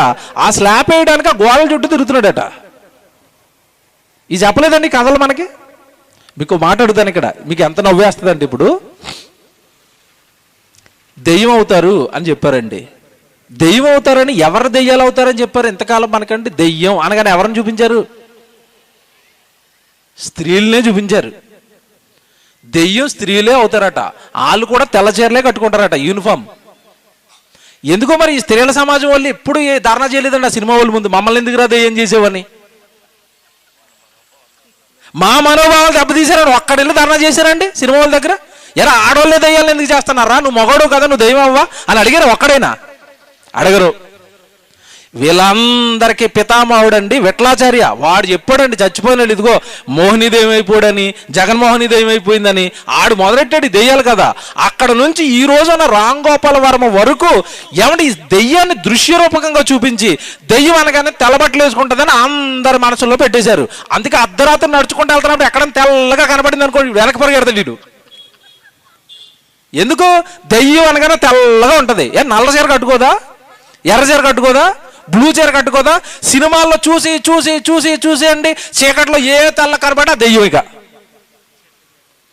చెట్టు మీద కూర్చుంటుందట, చెట్టుకి కాళ్ళు ఏలాడేసుకుని కిందకి తల వేసుకుని ఉంటుందట, మంట కాగుతూ ఉంటుందట. బబ్బబ్బా ఎన్ని కథలు రాశారండి. మీకు చెప్తాను ఇప్పుడు. చచ్చిపోయిన తర్వాత దెయ్యం అవుతారన్నది పచ్చి అబద్ధం అండి. ఎందుకు అబద్ధం అంటే మీకు మాట చెప్పనండి. భూమి మీద అండి 90 ఏళ్ల బామ్మ చచ్చిపోయే ముందు కూడా అమ్మ నీ కోరికలన్నీ తీరిపోయినాయి అంటే ఏమంటది చెప్పండి? అన్నీ అయిపోయినాయి నాయన, హ్యాపీగా వెళ్ళిపోతున్నాను అంటదా? లేదు నాయన మనవడి పెళ్లి చూడాలనుకున్నాను అంటదా? 90 ఏళ్ల బామ్మ కూడా కోరికలన్నీ తీరక చచ్చిపోతే, కోరికలు తీరక చచ్చిన వాళ్ళందరూ దెయ్యాలు అవుతారంటే చచ్చిన ప్రతి ఒక్కడు ఏమవ్వాలి? ఇప్పుడు దెయ్యం అయిపోవాలి. ఒకవేళ చచ్చిన ప్రతి ఒక్కడు దెయ్యం అయ్యాడు అనుకోండి, ఇప్పుడు బ్రతుకున్న మనుషులు ఎక్కువ ఉంటారా, దెయ్యాలు ఎక్కువ ఉంటాయా? ఎందుకు? మీ కుటుంబంలోనే 4-5 చనిపోయి ఉంటారు. వెనక్కి ఆలోచించండి. ఇప్పుడు మీ తాత, మీ మామ, మీ ముత్తాత వీళ్ళందరూ దెయ్యం అయిపోయి మీ ఇంట్లోనే ఉన్నారనుకోండి, ఇప్పుడు మీరు సరిపోదు ఇక. అంతే కదండి. చచ్చిపోయిన వాళ్ళు ఎక్కువ మంది కదండి, బ్రతుకున్న వాళ్ళు తక్కువ కదండి. వాళ్ళందరూ దెయ్యాలు అయిపోతే పరిస్థితి ఏంటి? బుద్ధిహీనులు ఎలా మాట్లాడారట? విస్తారంగా మాట్లాడతాం, విస్తారంగా మాకు తెలిసినట్టుగా మాట్లాడతాం. షటాప్ అంటున్నాడు దేవుడు. మీకేం తెలియదు, మీకు బుద్ధిహీనంగా మాట్లాడుతున్నారు. ఆత్మ గురించి మాట్లాడడానికి మీకు ఏం తెలుసని మాట్లాడుతున్నారు? ఆత్మ గురించి మీ దగ్గర ఏముంది సబ్జెక్ట్ మాట్లాడడానికి? మట్టిలో కలిపారు దేహాన్ని, అయిపోయింది శ్మశానంతో అనుకోండి. ఆత్మ సంగతులు మీకు తెలీదు, నేను చెప్పాలి. ఇంకా చెప్పనండి, బిబ్లికల్గా చెప్తానండి. ఇప్పుడు వరకు నేను మామూలుగా చెప్పాను, బిబ్లికల్గా చెప్తాను. శరీర కార్యములు స్పష్టమై ఉన్నవి అని ఉన్నది బైబిల్లో. గలతీ 5:19. మీకు తెలియదు కాదు. ఏంటంటే శరీర కార్యాలు చెప్పాడు కదండి అక్కడ లిస్టు. కాముకత్వము, జారత్వము, ఏమంటే అల్లరితో కూడిన ఆటపాటలు, శరీర కార్యాలు మత్సరము, అల్లరి, ఏమంటే చాలా చెప్పాడు కదండి. పగలు, కక్షలు, విభేదాలు ఇవన్నీ కూడా దేనికి ఉంటాయట? శరీర కార్యాలు అన్నాడు. అవి అంటే శరీరానికి ఉంటాయి. జాగ్రత్తగా వినండి. శరీరానికి పగ ఉంటుంది, శరీరానికి కోరిక ఉంటుంది, శరీరానికి మత్సరం ఉంటుంది. ఇప్పుడు ఆ శరీరం చచ్చిపోయిన తర్వాత ఎక్కడుంది? మట్టిలో ఉంది. జాగ్రత్తగా వినండి. శరీరం మట్టిలో ఉన్నప్పుడు శరీరానికి ఏమంటే ఇల్లు కట్టుకోవాలని కోరిక తీరనప్పుడు శరీర కోరికలు తీర్చడానికి ఆత్మ ఎందుకు వస్తుంది? బైబిల్ తెలిసినోడు ఎవడు దీన్ని నమ్మడండి. ఎందుకు నమ్మడో తెలుసా? దేవుడు అన్నాడు శరీరం వేరు, ఆత్మ వేరు. శరీరం ఏమో పాపపు కార్యాలు చేస్తుంది, ఆత్మ ఏం కోరుకుంటుందట? ప్రేమ, సంతోషం, సమాధానం, దీర్ఘశాంతం, పరలోకం, వాక్యం, దేవుడి పని, ఇది ఆత్మ కోరుకుంటుంది. శరీరం ఏం కోరుకుంటుంది? పెళ్ళిళ్ళు కావాలి, విందులు కావాలి, వినోదాలు కావాలి, తిండి కావాలి, త్రాగుడు కావాలి, సుఖించాలి, ఆనందించాలని ఈ శరీరం ఈ లోక సంబంధమైన కోరుకుంటుంది. లోక సంబంధమైనవి కోరుకునే శరీరమే మట్టిలో పడుకున్నప్పుడు దాని కోరికలు తీర్చడానికి ఆత్మ ఎందుకు వస్తుంది? మీకు ఇంకా ఇక్కడ సూపర్ సీక్రెట్ చెప్పనా? ఈ రెండింటికి ఒకదానికి ఒకటి పడదు. పడుతుందా? పడదు. ఒకదానికొకటి అవి వ్యతిరేకమై ఉన్నవి అని గలతీ 5:16 కింద చదువుకుంటారు కదా మీరు. ఎవడి గలతీ పత్రిక 5వ అధ్యాయంలో మాట ఉందా? ఇవి ఒకదానికొకటి ఎలా ఉన్నాయట? వ్యతిరేకం అన్నడా? ఆ మాట చూద్దాం, చూడండి, ముగిస్తాను. త్వరగా చాలా సంగతులు చెప్పాలి, త్వరగా చదవాలి. గలతీలకు రాసిన పత్రిక 5వ అధ్యాయము 16వ వచనం చూడండి. నేను చెప్పున్నదేమనగా ఆత్మానుసారముగా నడుచుకొనుడి, అప్పుడు మీరు శరీర ఇష్టాలను నెరవేర్చరు. శరీరం ఆత్మకును, ఆత్మ శరీరమునకును ఒకదానికొకటి విరోధం. ఆత్మకు శరీరానికి విరోధం అన్నప్పుడు శరీరం 60-70 ఏళ్ల తర్వాత శ్మశానంలో పడుకుంటే దాని కోరికలు తీర్చడానికి ఆత్మ ఎందుకు వస్తుంది? ఇది పెద్ద కట్టు కదండి. దేవుని పిల్లలు, ఇవన్నీ మీకు ఎందుకు చెప్తున్నాను తెలుసండి? తెలుసు ఇవన్నీ?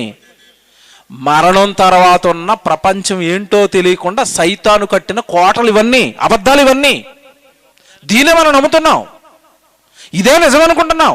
అందుకే మనం ఏమనుకున్నామంటే ఎవడో దైవం చూపిస్తే అవునేమో దైవం అయిందేమో, మట్లో కలిసిపోయాడో ఒకటి చెప్తే అవును మట్లో కలిసిపోయాడేమో, శ్మశానంలో ఉండిపోయాడని చెప్తే శ్మశానంలో ఉండిపోయాడేమో. మరికొంతమంది అంటున్నారు శ్మశానంలో వాడిని ఎక్కడైతే పాతి పెట్టారో అక్కడే కూర్చుని కేకలేస్తున్నాడట. ఏమంటే శ్మశానంలో వచ్చి కేకలు పెడతాయి మీకు తెలుసా? మా వాళ్ళకి వీడియో పంపలేదు, వాళ్ళు పంపిస్తేనే ఆలస్యంగా చేస్తారు. వీడియో చూపించేవాడిని. శ్మశానంలో కేకలు వస్తాయి కదండి. ఏం కేకలు వినపడతాయి చెప్పండి? శ్మశానంలో ఏం కేకలు వినపడతాయి? ఏవో మనుషులు ఎవడు ఏడుస్తున్నట్టుగా, బాధపడిపోతున్నట్టుగా. ఒక మనుషులు లోపలేసి కోడాలతో కొడితే ఎలాగ ఏడుస్తాడో అలాగ ఏదో ఏడుపులు అని వినపడతాయి. ఆ దారం పెళ్ళి కూడా ఏమనుకుంటాడు? వీడు దయ్యం అయిపోయి మళ్ళీ వచ్చి ఏడుతున్నాడు రా అనుకున్నారు కదా. విచిత్రం ఏంటంటే రండి, అదొక జంతువు తెలుసా మీకు? ఆ శ్మశానంలో పాతి పెట్టిన శవాలను తినడానికి భూమి లోపల ఒక జంతువు ఉంటుంది. ఆ జంతువు యొక్క అరుపు మనిషి అరుపులాగా ఉంటుంది, అంతే తప్పండి. అది ఏమి అక్కడ మనుషులు అరుతున్నారని కాదు, శ్మశానంలో. ఇవన్నీ కూడా నేను ఎందుకు మీకు జ్ఞాపకం చేస్తానంటే చచ్చిపోయిన తర్వాత ఏం జరుగుతుంది ఎవరికి క్లారిటీ లేదండి. క్లారిటీ లేదు, ఎవరికి విషయం మీద క్లారిటీ లేదు. కనుక ఎవరికి నచ్చింది వాడు చెప్పాడు. ఇప్పుడు చెప్తాను అసలు సంగతి.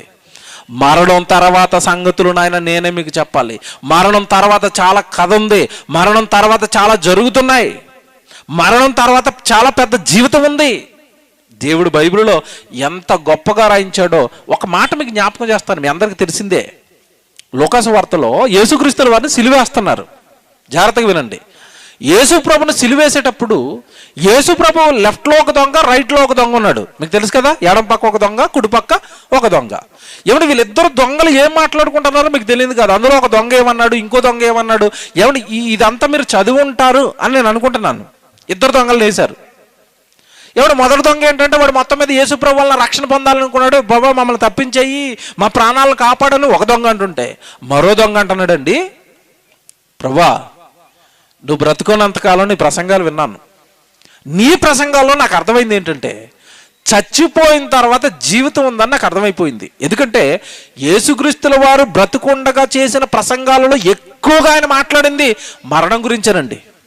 మీరు మత్తయి సువార్త, మార్కు సువార్త, లూకా సువార్త, యోహాను సువార్త, ఈ 4 సువార్తలు యేసుప్రభు మాటలు ఉంటాయి కదా. యేసుప్రభు మాటల్లో జన్మ గురించి ఎక్కువగా ఉంటుందా, చావు గురించి ఎక్కువగా ఉంటుందా? బాగా చదివితే అర్థమవుతుంది నేను చెప్పే పాయింట్. యేసుప్రభు తెల్లారితే దేవుని గురించి మాట్లాడాడు. నన్ను చంపేస్తారు, నన్ను చంపేస్తారు, నన్ను చంపేస్తారు, నన్ను సిలువకేస్తారు, నన్ను సమాధి చేస్తారు, 3వ దినాన్ని నేను తిరిగి మరలా లేస్తాను. పుట్టినరోజు గురించి ఒక్కడని మాట్లాడాడండి? ఎక్కడైనా ఉంటుందేమో చూడండి. యేసు ప్రభు తన పుట్టినరోజు గురించి కానీ తన జన్మ గురించి కానీ ఏమైనా మాట్లాడా? ఏముండదు బైబిల్లో. మరణం మరణం మరణం. కారణం ఏంటంటే అసలు జీవితం ప్రారంభమయ్యేది మరణం తర్వాతే. యేసుప్రభు అంటున్న మాట ఒకసారి చెప్తాను. ఈ ప్రసంగాలు వినే సిలువలో దొంగ ఏమంటున్నాడో తర్వాత చెప్తాను. యోహాను సువార్త 12వ అధ్యాయానికి రండి.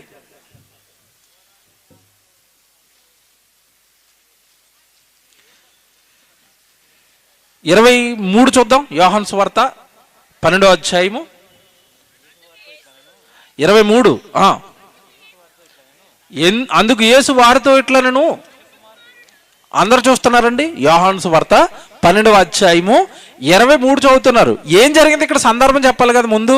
యేసుక్రీస్తుల వారిని చూడడానికి అండి గ్రీసు దేశం నుంచి జ్ఞానులు వచ్చారు, స్కాలర్స్ వచ్చారు.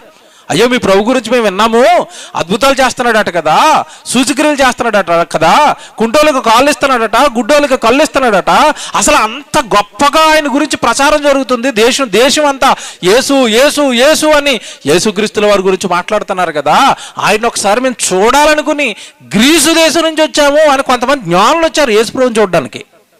యేసు ప్రభుని చూడడానికి జ్ఞానులు వస్తే శిష్యులు వెళ్ళి చెప్పారు, ప్రభా మిమ్మల్ని చూడడానికి జ్ఞానులు వచ్చారని. అప్పుడు యేసు ఏమంటున్నాడు తెలుసండి, ఇప్పుడు చదవండి అది 23. అందుకు యేసు వారితో ఇట్లనెను, మనుష్య కుమారుడు మహిమ పొందవలసిన గడియ వచ్చి ఉన్నది. ఏమంటే వాళ్ళు వచ్చి యేసు ప్రభుని చూస్తామన్నారు.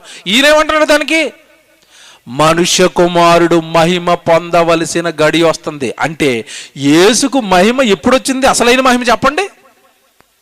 చనిపోయి తిరిగి లేచిన తర్వాత వచ్చింది మహిమ. అయ్యో బాబోయ్, యేసు తిరిగి లేచాడంటండి. చనిపోయిన మనిషి తిరిగి లేస్తాడా?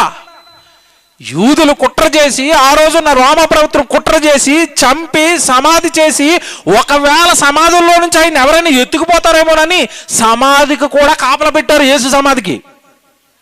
ఏమంటే ప్రపంచంలోనండి సమాధికి కాపలా పెట్టించుకున్న ఒకే ఒక్కడండి యేసుప్రభు అండి. ఎవరి సమాధికైనా కాపలా ఉంటుందా? యేసు సమాధి కాపలా పెట్టారు. ఎందుకు? శిష్యులు వచ్చి ఎత్తుకెళ్ళిపోతారేమోనని. సమాధి చేసి రాడు అడ్డం పెట్టేయంగానే ఆ సమాధులను బద్దలు కొట్టుకుని యేసుక్రీస్తుల వారు ఏం చేశాడు? తిరిగి లేచాడు. అది అసలు మహిమ.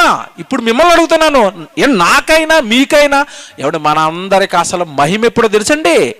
మీరు నిజంగా ప్రభువుని నమ్మి భూమి మీద ప్రభు బ్రతకమన్నట్టుగా బ్రతికితే రెండో రాకళ్ళు వచ్చి ఆయన మిమ్మల్ని సమాధులలో ఉన్న మిమ్మల్ని కూడా బద్దలు కొట్టుకుని లేపుతాడు. అది మనం మహిమ పొందవలసిన దినం మంది. ఇప్పుడు ఆయన అంటున్నాడు, మనుష్య కుమారుడు మహిమ పొందవలసిన గడియ వచ్చి ఉన్నది. ఇది అర్థం కావడానికి 24లో ఒక ఉదాహరణ చెప్తున్నాడు. 24 వచనంలో ఏంటో ఉదాహరణ? గోధుమ గింజ భూమిలో పడి చావకుండిన ఎడల అది ఒంటిగానే ఉండును. గింజ చావకు మునుపు ఎలాగుంటుందట? ఒంటిగా ఉంటది. చచ్చిపోయిన తర్వాత ఏమవుతుంది? గింజ విస్తారంగా ఫలిస్తుంది. ఏంటి? మీ ఇంట్లో మీ చేతిలో నుంచి పడిపోయిన ఒక గింజ మీ ఇంట్లో అలాగే ఒక మూల ఉండిపోయింది అనుకోండి, ఒట్టి గింజ అది. ఆ ఒట్టి గింజ నేలలో పడ్డదనుకోండి, నేలలో పడి చచ్చిపోయింది అనుకోండి, చచ్చిపోయిన తర్వాత గింజకి జీవితం అయిపోయిందా? మళ్ళీ మొలిచిందా? మొలిచింది. గింజే మొలిస్తే, గింజే బ్రతికితే నువ్వు బ్రతకవా, నేను బ్రతకనా? కనుక ఈ గ్రీసు దేశస్తులతో మీరు ఏం చెప్తారంటే, ఇప్పుడు నన్నేం చూస్తారు? 6 అడుగుల దేహం, అందరికీ ఉన్నట్టే 2 కళ్ళు, అందరికీ ఉన్నట్టే 2 కాళ్ళు, అందరికీ ఉన్నట్టే 2 చేతులు, ఈ చేతికి 5 ఏళ్ళు, ఈ చేతికి 5 ఏళ్ళు, ఒక 20 ఏళ్ళు. నన్నేం చూస్తారు? ఇప్పుడేం చూస్తారయ్యా? ఇప్పుడు కాదు నన్ను చూడవలసింది. ఇప్పుడు నేను మహిమ పొందే గడియ దగ్గరలోనే ఉంది. ఇంకేసేస్తారు, సిలువ వేసేస్తారు, నన్ను చంపేస్తారు. ఇక చంపిన తర్వాత నేను తిరిగి లేస్తాను. అలా తిరిగి లేస్తాను అనడానికి కళ్ళ ముందంట ప్రకృతిలో ఒక గోధుమ గింజను పెట్టాడట. మరి ఏ గింజ అయినా సరేనండి, చచ్చిపోయిన తర్వాత గింజ ఏమవుతుందండి? బ్రతుకుతుంది. ఆడపిల్లలు కూరలు వండడానికి చింతపండు వేస్తారు. చింతపండు అలా పిసికి పిసికి పిసికి పిసికి మొత్తం జ్యూస్ లాగేసి చివరికి ఏమెట్టుకుంటారు చేతిలో? ఇక్కలో. పిండి ఆ ఇక్కలను ఏం చేస్తారు? ఇలాగ ఇసిరేస్తారండి. గ్రామాల్లో అయితే ఇలాగ ఇసురుతారు. మీరు చూడండి, గ్రామాల్లో అంత ప్లేస్ ఉంటుంది కదండి, ఇంటి ముందు చాలా స్థలం ఉంటుంది. ఇలా పిసికి ఇక్కడ అలా ఇసురుతారు అంతే.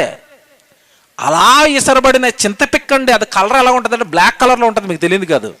ఆ నల్లిక్క అలా పడిపోద్దండి, అలాగేదో వాటర్ వెళ్ళి అలా భూమిలోకి వెళ్ళిపోయింది. అది కొద్ది రోజులకు మీరు చూడండి, అదే పిక్క, నల్ల పిక్క చచ్చిపోయి ఆ పైన నలుపు రంగు అంతా ఊడిపోయి ఏ రంగులోకి మారిపోద్ది? ఇక్క లైట్ గ్రీన్ కలర్, వైట్ కలర్కి మధ్యలో ఉంటుందండి షేడ్, ఆ కలర్లోకి మారిపోయింది ఇక్క. అందులో నుంచి నెమ్మదిగా ఏమొచ్చింది? మళ్ళీ మొలిచింది. ఆ మొలిచిన మొక్కను మీరు కరెక్ట్గా పాతి దాని చుట్టూ కంచేశారనుకోండి, ఆ చిన్న పిక్కే తర్వాత ఏమవుతుంది? చింత చెట్టు అయి కేజీలు చింతపండు ఎత్తుంది మళ్ళీ మీకు. అది చూసారా? ఇంటి ముందున్నప్పుడు చిన్న పిక్కే, దానిని నేలలో వేసి చెట్టు అయిందంటే మళ్ళీ ఏమైంది? ఒరి ఇంత పిక్క ఇంత చెట్టు అయిందండి. ఇంత పిక్కలో నుంచి ఇన్ని కేజీల చింతపండు వచ్చిందండి. మీకు మాట్లాడాను ఇప్పుడు, మీరు ఆశ్చర్యపోతారండి. ఇప్పుడు ఇప్పుడు మన దేహంలో ఉన్నాం కదండి, ఈ దేహంలో ఏముందండి? గట్టిగా నేను పైకి ఎగరాలంటే ఎగరలేను, అంతేనా? కాళ్ళు చేతులు ఎలా పైకి ఎగిరిపోవాలంటే ఎగిరిపోగలుగుతానా? ఎగరలేనండి. మీకు సంగతి చెప్పనండి, మనం సాక్షాత్తు పరలోకంలో ఉన్న కన్న తండ్రిలో నుంచి విడిపోయిన ఆత్మలో మనం. పరలోకంలో ఉన్న దేవుడు ఆత్మ ఎంత ఉంటాడో తెలుసండి. ఆయన ఎంత ఉంటాడో తెలుసా? దేవుడు ఎంత ఉంటాడు అనుకున్నారు? ఆకాశము నా సింహాసనము, భూమి నా పాదపీఠం అన్నాడు కదా. ఇప్పుడు దేవుడు ఎంత ఉంటాడంటే ఆకాశం ఆయన కుర్చీ అయితే, ఒక కాలు ఎట్టుకుంటే ఈ భూమి నిండిపోయిందంటే పైకి ఎంత ఉంటాడు చూడండి. ఆయన రూపం ఎంత ఉంది? నన్ను ఆకాశ మహాకాశములు సైతము నన్ను పట్టజాలవు అన్నాడు. ఆ రూపంలో నుంచి విడిపోయిన నువ్వు చింత పిక్కలో చింత చెట్టు ఎలా దాక్కుందో, ఈ 6 అడుగుల దేహంలో ఆత్మ, అంత పెద్ద ఆత్మ అయిన నువ్వు కూడా ఇరుక్కుని ఉన్నావు. ఇప్పుడు ఎప్పుడు వస్తావు బయటికి? ఎప్పుడు వస్తామండి? మరణం తర్వాత వస్తాం కదా. మరణం తర్వాత బయటకు వస్తాం అన్నప్పుడు అందరూ ఏం కోరుకోవాలి? ప్రభు కొంచెం మాకు మరణం ఇచ్చేస్తే బయటకు వచ్చేస్తాను, పెద్దోడిని అయిపోతాను అనాలి. ఎవడు కోరుకుంటాడండి మరణాన్ని? పౌలు గారు అంటారు ఏమని? నా మట్టుకైతే బ్రతుకుట క్రీస్తే, చావైతే ఈ మట్టి దేహాన్ని, ఈ బీపీ దేహాన్ని, ఈ షుగర్ దేహాన్ని, ఈ థైరాయిడ్ దేహాన్ని, అంతే కదండి, రోగాల పుట్ట ఈరోజు దేహం, ఈ భయంకరమైన దేహాన్ని విడిచిపెట్టి ఆత్మనైన నేను బయటకు వస్తాను ప్రభా, ఈ లోకాన్ని దాటేస్తాను ప్రభా, మహాలోకానికి వెళ్ళిపోతాను ప్రభా, ఆత్మను బయటకు వస్తాను, నాకు అది లాభం, నేను మరో లోకానికి వెళ్ళిపోతాను.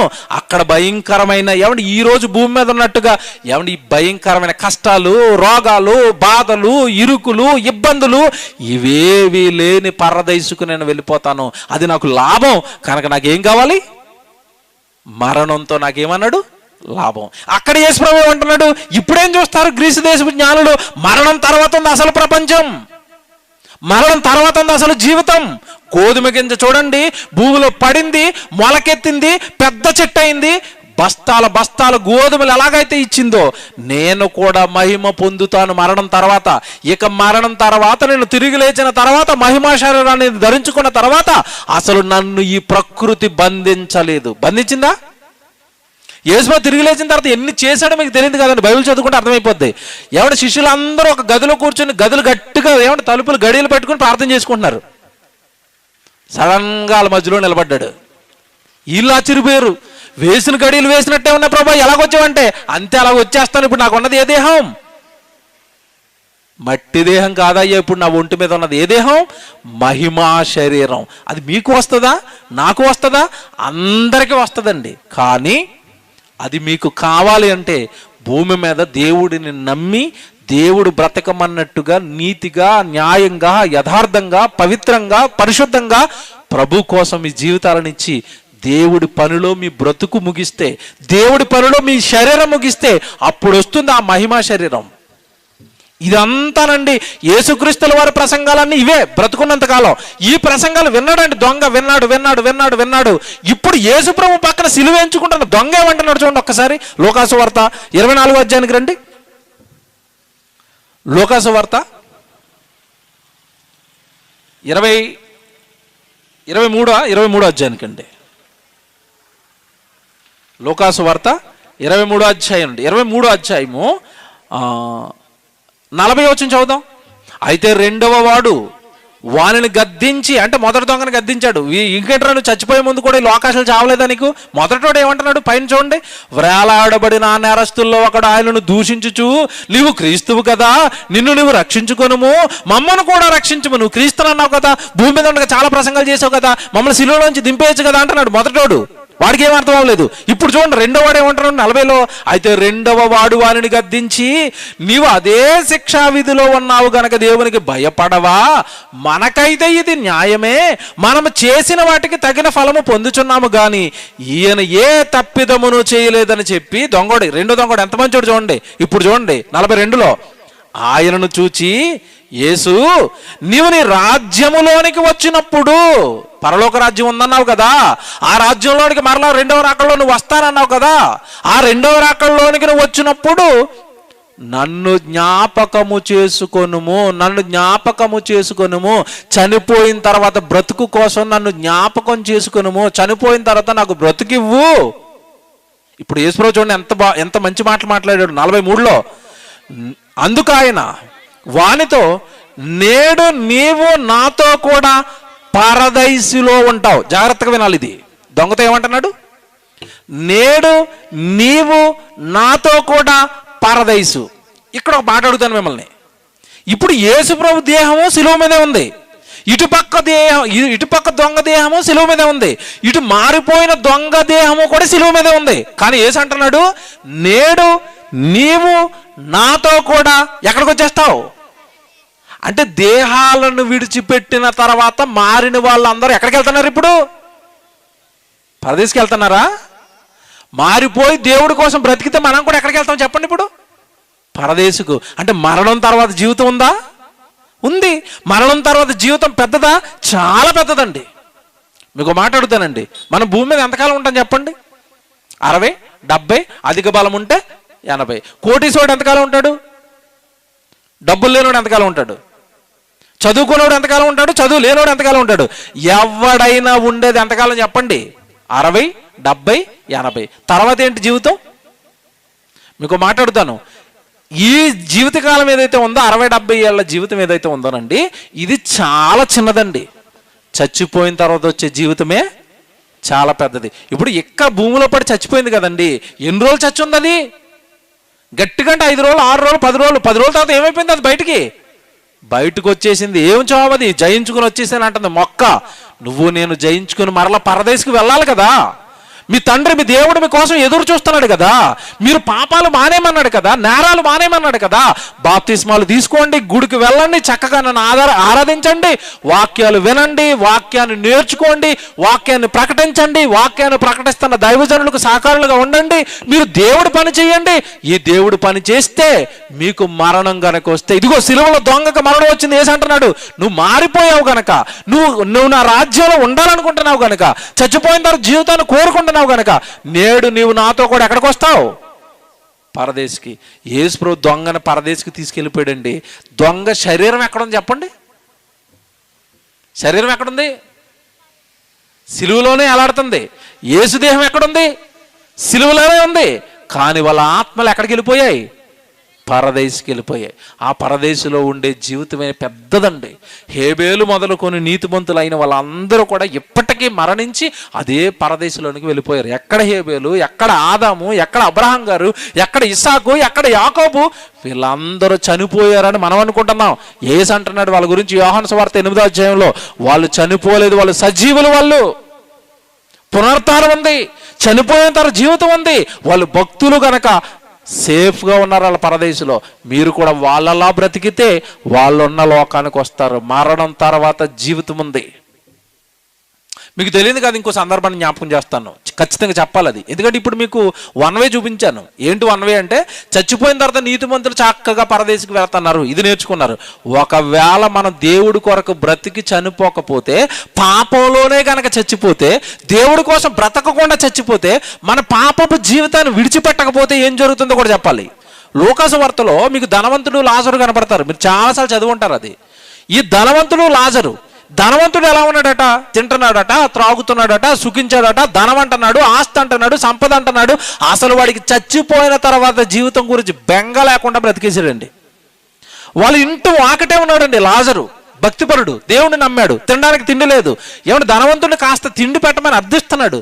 ఒంటి మీద ఆరోగ్యం లేదు, ఒంటి నిండా కురుపులు. అలాంటి స్థితిలో కూడా దేవుడిని విడిచిపెట్టక నమ్మకంగా, విశ్వాసంతో, యథార్థంగా, ఎందుకంటే పుట్టించింది దేవుడు కదా. ఈ జీవితం ఏముంది? కొద్దిసేపుట్లో ఈ జీవితం ముగిసిపోద్ది, అసలు జీవితం చచ్చిపోయిన తర్వాత కదా అని పరమార్థం అర్థమైపోయింది లాజర్కి. భక్తి జీవితాన్ని విడిచిపెట్టలేదండి ఎన్ని కష్టాలు వచ్చినా. ఏమంటే లాజర్ లాంటి జీవితం మనకు ఉందనుకోండి, ఎంతమంది గుడికి వస్తారు చెప్పండి? లాజర్ లాంటి జీవితం ఉంటే ఎంతమంది దేవుళ్ళో నిలబడతారు? తినడానికి తిండి లేదు, ఉండడానికి ఇల్లు లేదు, శరీరం నిండా అనారోగ్యం, కుక్కలు వచ్చి కురుపులు నాగుతున్న పరిస్థితుల్లో కూడా భక్తిలో ఉంటారా? మీరు ఆలోచించండి.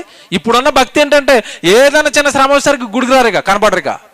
మళ్ళా పాస్టర్ గారు వెళ్ళాలి వాళ్ళ దగ్గరికి, ఆ సేవకురాలు వెళ్ళాలి, అమ్మ ఏమైపోయింది గుడికి రావట్లేదు, ఏదోనండి కష్టాలు వస్తే దేవుడి దగ్గర రారా? కష్టాలు వస్తే దేవుడిని విడిచిపెట్టేస్తారా? ఎంత దారుణం అండి ఈరోజు మనిషి. అన్నీ బాగుంటే దేవుడి దగ్గర ఉంటాడట, బాగోకపోతే దేవుడి దగ్గర రాడట. చూస్తాడు అన్ని దేవుడు, లెక్క పెడతాడు అన్ని. నీ భక్తి జీవితాన్ని కొలతేస్తాడు దేవుడు. ఏ స్థితిలో నువ్వు ఎలాగుంటున్నావో అన్ని చూస్తున్నాడు దేవుడు. అన్ని బాగున్నప్పుడు, అన్ని సక్రమంగా ఉన్నప్పుడు దేవుడి సన్నిధిలో ఉండటం కాదు, బాగోకపోయినా దేవుడి దగ్గర ఉండాలి. యోబు జీవితాన్ని జ్ఞాపకం చేసుకోనండి. ముందు పరిస్థితి అంతా బాగుంది, ఒక్క దెబ్బకి సాతాను శోధనకు ఉన్నవన్నీ పోయాయండి. ఆస్తి పోయింది, సంపదలు పోయింది, పిల్లలు పోయింది. యోబు ఏమైనా దేవుడిని విడిచిపెట్టాడా? ఈ పోయిన తర్వాత యోబు ఏమంటున్నాడు? యెహోవా ఇచ్చెను, యెహోవా తీసుకొనెను, దేవునికి నామమునకు స్తోత్రము కలుగును గాక. అది భక్తి అంటే. ఇచ్చినా దేవుడే ఇస్తాడు, తీసుకున్నా దేవుడే తీసుకుంటాడు. అలా ఉన్నారండి ఈరోజు భక్తి. అదే భక్తిలో ఉన్నాడు ఈ లాజరు. ఒకరోజు చచ్చిపోయాడండి. లాజరు చచ్చిపోయాడు, ధనవంతుడు చచ్చిపోయాడు. ఇద్దరిని పాతి పెట్టేశారు. అంటే ధనవంతుడి దేహం ఎక్కడుంది ఇప్పుడు? భూమి మీద ఉంది. లాజరు దేహం ఎక్కడుంది ఇప్పుడు? భూమి మీద ఉంది. కానీ చచ్చిపోయిన తర్వాత ఏం జరిగిందో ఒక్కసారి బైబిల్ విప్పండి. వాళ్ళిద్దరూ చచ్చిపోయారు, దేహాలను భూమి మీద పాతి పెట్టారు. కానీ తర్వాత ఏం జరుగుతుందో చూడండి. లోకాసు వార్త 16వ అధ్యాయము 25వ వచనం. లోకాసు వార్త 16వ అధ్యాయము 25వ వచనం చాలా జాగ్రత్తగా చూడాలి. అందుకు అబ్రహాము, కుమారుడా, ధనవంతుడితో అంటున్నాడు, నీవు నీ జీవితకాలమందు నీకిష్టమైనట్టుగా సుఖమును అనుభవించితివి, అలాగునే లాజరు కష్టమును అనుభవించిన భూమి మీద దేవుడి కోసం. కష్టము చేసిన జ్ఞాపకం చేసుకున్నాము. ఇప్పుడైతే వాడు ఇక్కడ నెమ్మది పొందుచున్నాడు. జాగ్రత్తగా వినండి. మరణం తర్వాత నెమ్మది ఎవరికి? లాజరుకి. ఎందుకు నెమ్మది? ఎందుకు నెమ్మదట? వాడు భూమి మీద కష్టపడ్డాడని ఒక్కసారి జ్ఞాపకము చేసుకో. అంటే భూమి మీద నువ్వు దేవుడి కోసం కష్టపడితే మరణం తర్వాత ఏమొస్తుంది? నీకు నెమ్మది వస్తుంది. గుడికి రావడానికే బద్ధకం అయితే అసలు దేవుడి కోసం ఎక్కడ కష్టపడతారు చెప్పండి? గుడికి రావడానికే బద్ధకం చాలా మందికి, గుడికే సరిగా రారు. ఇంకెక్కడ కష్టపడతారండి దేవుడి కోసం? ఏమండి ఈరోజు మీటింగ్ జరుగుతుందండి. ఏమండి మీరు ఉదయకాలం ఈరోజు ఎండ ఎలా ఉందో మీకు తెలియదు కాదు. మండు టెండలో ఈ స్టేజ్ కట్టారండి మా పిల్లలు, మా చర్చి పిల్లలు, యవనస్తులు అందరూ. మండు టెండలో స్టేజ్ చేశారు. ఎండలోనంటే ఆరు బయట వచ్చిన మీ అందరికీ భోజనాలు ఉండారు, చెమట కార్చారు, అలిసిపోయారు. బయటకు రాలేక ఎండను చూసి లోపలే ఇరుక్కుపోతాను ఈ పరిస్థితుల్లో. వాళ్ళు ఎందుకు కష్టపడ్డారు తెలుసండి? బైబిల్ నేర్పించాం. ఎలాగో తెలుసా? భూమి మీద దేవుడి కోసం మనం కష్టపడితే మరణం తర్వాత మనం ఏం పొందుతాం? నెమ్మది. లాజర్ అదే, భూమి మీద నా కోసం కష్టం అనుభవించాడు లాజర్, జ్ఞాపకం చేసుకున్నాము. అందుకు వాడు ఇక్కడ ఏమవుతున్నాడట? నెమ్మది పొందుతున్నాడు. ఇప్పుడు వాడి గురించి ఏం చెప్తున్నాడు చూడండి. తర్వాత వెంటనే అక్కడ నీవు యాతన పొందుచున్నావు, నీవు యాతన పొందుతున్నాడు. ఇంతకీ ధనవంతుడికి యాతన ఎందుకు వచ్చింది నాకు చెప్పాలి. ఎందుకు వచ్చింది? భూమి మీద ఉన్నంతకాలం తిన్నాడట, త్రాగాడట, సుఖించాడట. ఇంకేముందలే అండి, బ్రతుకున్నంతకాలమే కదా తినాలి, బ్రతుకున్నంతకాలమే కదా త్రాగాలి. ఇంతేనా? ఏమండి తిండి విషయంలో ఎంత దారుణంగా ఆలోచిస్తారో మాట చెప్తాను ఇప్పుడు మీకు. తీరని రోగాలు వస్తాయండి కొంతమందికి, ఇంక బ్రతకడం. ఏదో క్యాన్సర్ వచ్చింది, డాక్టర్ దగ్గరికి వెళ్ళారు. ఫైనల్ స్టేజ్ అండి, మరి లేట్ చేశారు రావడం, క్యాన్సర్ ఫైనల్లో ఉంది, ఇంక మీకు దగ్గరికి వచ్చింది అన్నాడు అనుకోండి. అన్నప్పుడే డాక్టర్ మాట చెప్తాడండి. ఏం చెప్తాడు? తగ్గే పరిస్థితులు ఉన్నాయనుకోండి, కొన్ని మానేయమంటాడు. గోంగూర తినకండి, ఏమండి బంగాళదుంప తినకండి, ఏమండి ఏమైనా నాన్ వెజ్ తినకండి, కొన్ని తినొద్దు అన్నాడు అనుకోండి. ఏదో కొంచెం ఆశలు ఉన్నట్టు. డాక్టర్ గారికి అన్నీ తినేయండి అన్నాడు అనుకోండి, పరిస్థితి ఏంటి? డాక్టర్ అన్నీ తినేయండి అన్నాడంటే ఇంకా అయిపోయినట్టే. అంటే ఇప్పుడు డాక్టర్ కూడా ఎలాగ ఆలోచిస్తున్నాడంటే, ఈడు ఎలాగో కొద్ది రోజుల్లో చచ్చిపోతాడు కనుక చనిపోయే ముందు ఏం చేయాలి? నువ్వు శుభ్రంగా తినేరా. ఇంటికి వచ్చిన తర్వాత డాక్టర్ గారు వాళ్ళ చెవులో కూడా వేస్తాడు కదా, బంధువుల చెవులో. ఇంక మీ ఓడి చివరిలో ఉన్నాడని ఏం కావాలంటే పెట్టేసుకోండి అన్నాడు అనుకోండి. ఇంటికి వచ్చిన తర్వాత ఏమంటారు? ఒరే ఏం కావాలరా, మటన్ తింటావా, బిర్యానీ తింటావా, మందు ఏమైనా తాగేస్తావా? మేము ఎంతకాలం తాగొద్దన్నాం కదా, చెప్పు ఏ బ్రాండ్ కావాలంటే ఆ బ్రాండ్ తెచ్చేస్తాం, ఎందుకు ఎలా పోతావు కదా. అంతేనా? డాక్టర్ తినేమంటున్నాడు, బంధువులు తినేమంటున్నారు. అంటే ఇంతకీ ప్రపంచం ఎలా ఆలోచిస్తుంది? చచ్చిపోయే ముందు ఏం చేసి చచ్చిపోవాలి? రేపు చనిపోదము కనుక. యెషయా గ్రంథం 22:13 ఉండదు. యెషయా గ్రంథం చూడండి, మనుషులు ఎలా ఆలోచిస్తారో దేవుడు చెప్తున్నాడు. యెషయా గ్రంథం, కొరింథీ పత్రికలో చూస్తారా? ఇదే మాట పౌలు గారు చెప్తారండి. కొరింథీ పత్రికలో బాగుంటుంది. కొరింథీయులకు రాసిన మొదటి పత్రిక 15వ అధ్యాయానికి రండి.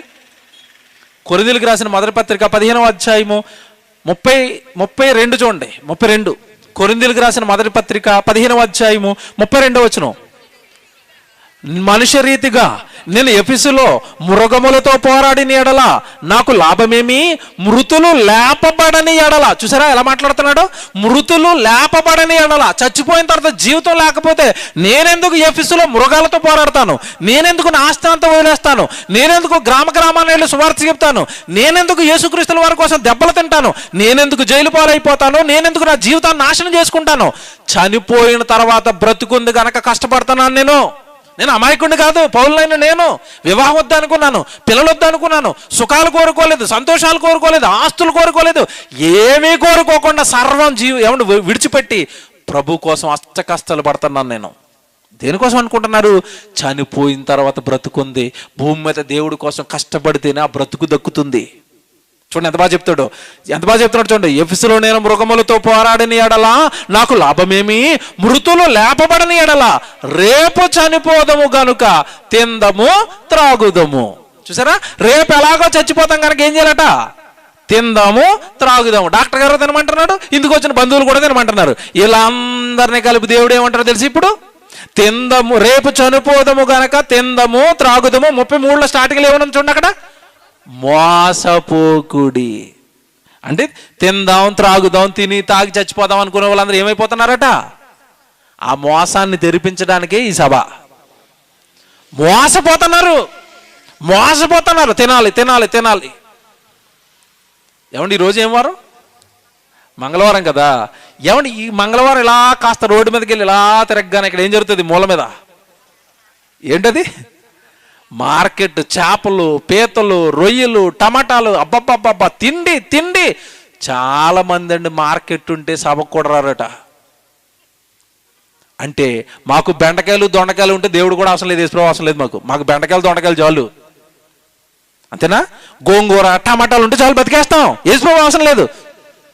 ఎంత దారుణం అండి! తినడానికి ఇంత కట్టుబానిసలు అయ్యారటి. తిందాం త్రాగుదాం ఇదే జీవితం అనుకున్న వాళ్ళందరూ ఏమైపోతున్నారట? మోసపోతున్నారు. నేను చెప్పలేదు, బైబిల్లో దేవుడు చెప్తున్నాడు మీరు మోసపోతున్నారు. ఇది కాదు 60-70 ఏళ్ళు కాదు జీవితం, అసలు దొంగ తర్వాత. ఆ జీవితాన్ని సంపాదించడానికి ఇప్పుడు మీరు ఏం చేస్తున్నారు? ఇదిగో మేము సభలు పెడుతున్నాం, మేము కష్టపడుతున్నాం. ఎవడి సభలు పెట్టడానికి ఏమంటే అరిగారు డబ్బులు ఖర్చు పెట్టేసిన 1000 రూపాయలు ఎందుకు పెడుతున్నారు అనుకుంటున్నారు? ఇదంతా మాకు జీవం కావాలి, చచ్చిపోయిన తర్వాత దేవుడు మమ్మల్ని లేపాలి, ఏదో ఒక కార్యాలు చేసుకుంటేనే తప్ప దేవుడు మరణం తర్వాత ఉన్న మరో ప్రపంచంలోనికి మమ్మల్ని తీసుకుని వెళ్ళడు దేవుడు. మనకు అర్థమైతే మన జీవితం ఇలాగే ఉంటుందండి. మనకు అర్థమైతే ఇలాగే ఉంటుంది. ప్రసంగి గ్రంథం, ముగిస్తాను. ప్రసంగి గ్రంథం చివరి మాట చూడండి. ప్రసంగి గ్రంథం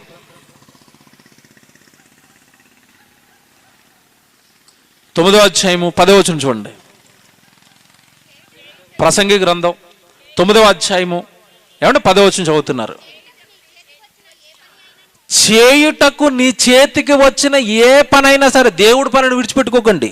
ఎలా చెప్తున్నాడు చూడండి. ప్రసంగి గ్రంథం 9వ అధ్యాయం 10వ వచనం చదువుతున్నారు. చేయుటకు నీ చేతికి వచ్చిన ఏ పని అయినను నీ శక్తి లోపం లేకుండా చెయ్యి. నీ శక్తి లోపం లేకుండా చెయ్యి. దేవుడు పని చేయి, దేవుడు పని చేయి. చూడండి ఎంత బాగుందో. చేయుటకు నీ చేతికి వచ్చిన ఏ పని అయినా ఏ చిన్న పని అయినా విడిచిపెట్టకు. వంట చేసే పనా, వంటకు కూరగాయలు తెచ్చే పనా, స్టేజ్ వేసే పనా, సౌండ్ పెట్టే పనా, ఏమన్నా వీడియోలు చేసే పనా, లేదా నువ్వు ఏ పని చేస్తున్నావు, ఏ పని అయినా అన్నాడు. చూసారా, దేవుడి కోసం ఏ పని చేసినా దేవుడి జ్ఞాపకాల్లోకి వెళ్ళిపోతాం. ఎందుకంటే బైబిల్లో ఒక మంచి వాగ్దానం ఇచ్చాడు దేవుడు. ఏమన్నాడంటే, నా నిమిత్తము గిన్నెడు చన్నీళ్ళు ఇస్తే దాని ప్రతిఫలం మీరు పోగొట్టుకోరు. ఏమంటే ఈరోజు మేము ఇక్కడ సప్పెడుతున్నాం అంటే ఏమంటే దీనికి కారకులు మరి మీ ఈ ప్రాంతంలో ఉన్న అకుల ప్రిస్కిల్లా సేవకులు అండి. వాళ్ళు చర్చ ఇచ్చారు, వాళ్ళు నీళ్ళు ఇచ్చారు, వాళ్ళ ఆవరణం అంతా ఇచ్చారు. దేవుడి కార్యక్రమం జరుగుతుంది కదా తమ్ముడు, మాది వాడుకోండి, మా దగ్గర చేయండి వంటలు, మా దగ్గర చేయండి పని. వాళ్ళు సహకారం ఇవ్వబట్టి కదండి ఈరోజు ఇలా జరుగుతుంది. వాళ్ళ సపోర్ట్తో కదా జరుగుతుంది. ఏమైనా ఇచ్చిన దానికి వాళ్ళు ఏమైనా ప్రతిఫలం పోగొట్టుకుంటారా? గిన్నెడు చన్నీళ్ళకే ప్రతిఫలం ఇస్తాను అంటే వాళ్ళు చేసిన సహాయానికి దేవుడు ఎంత ప్రతిఫలం ఇస్తాడు? వాళ్ళకే ప్రతిఫలం ఇస్తుంటే 1000 రూపాయలు ఖర్చు పెట్టిన హరిగారికి ఎంత ప్రతిఫలం ఉంటుంది? ఆయన ఖర్చు పెట్టి ముందుకొచ్చాడు కనుక ఒక్కడో చేసుకోలేడని సంఘంలో ఉన్న వాళ్ళందరూ వచ్చి పని చేశారు కదా, ఎండలో కష్టపడి, వాళ్ళకి ఎంత ఫలం వస్తుంది? చేయుటకు నీకు ఇచ్చిన పని, చేయుటకు నీకు దొరికిన పని, ఏమంటే దేవుడి పని అడిగి మరీ చెయ్యాలా? చేయమంటారండి, ఏ పని చేయమంటారండి?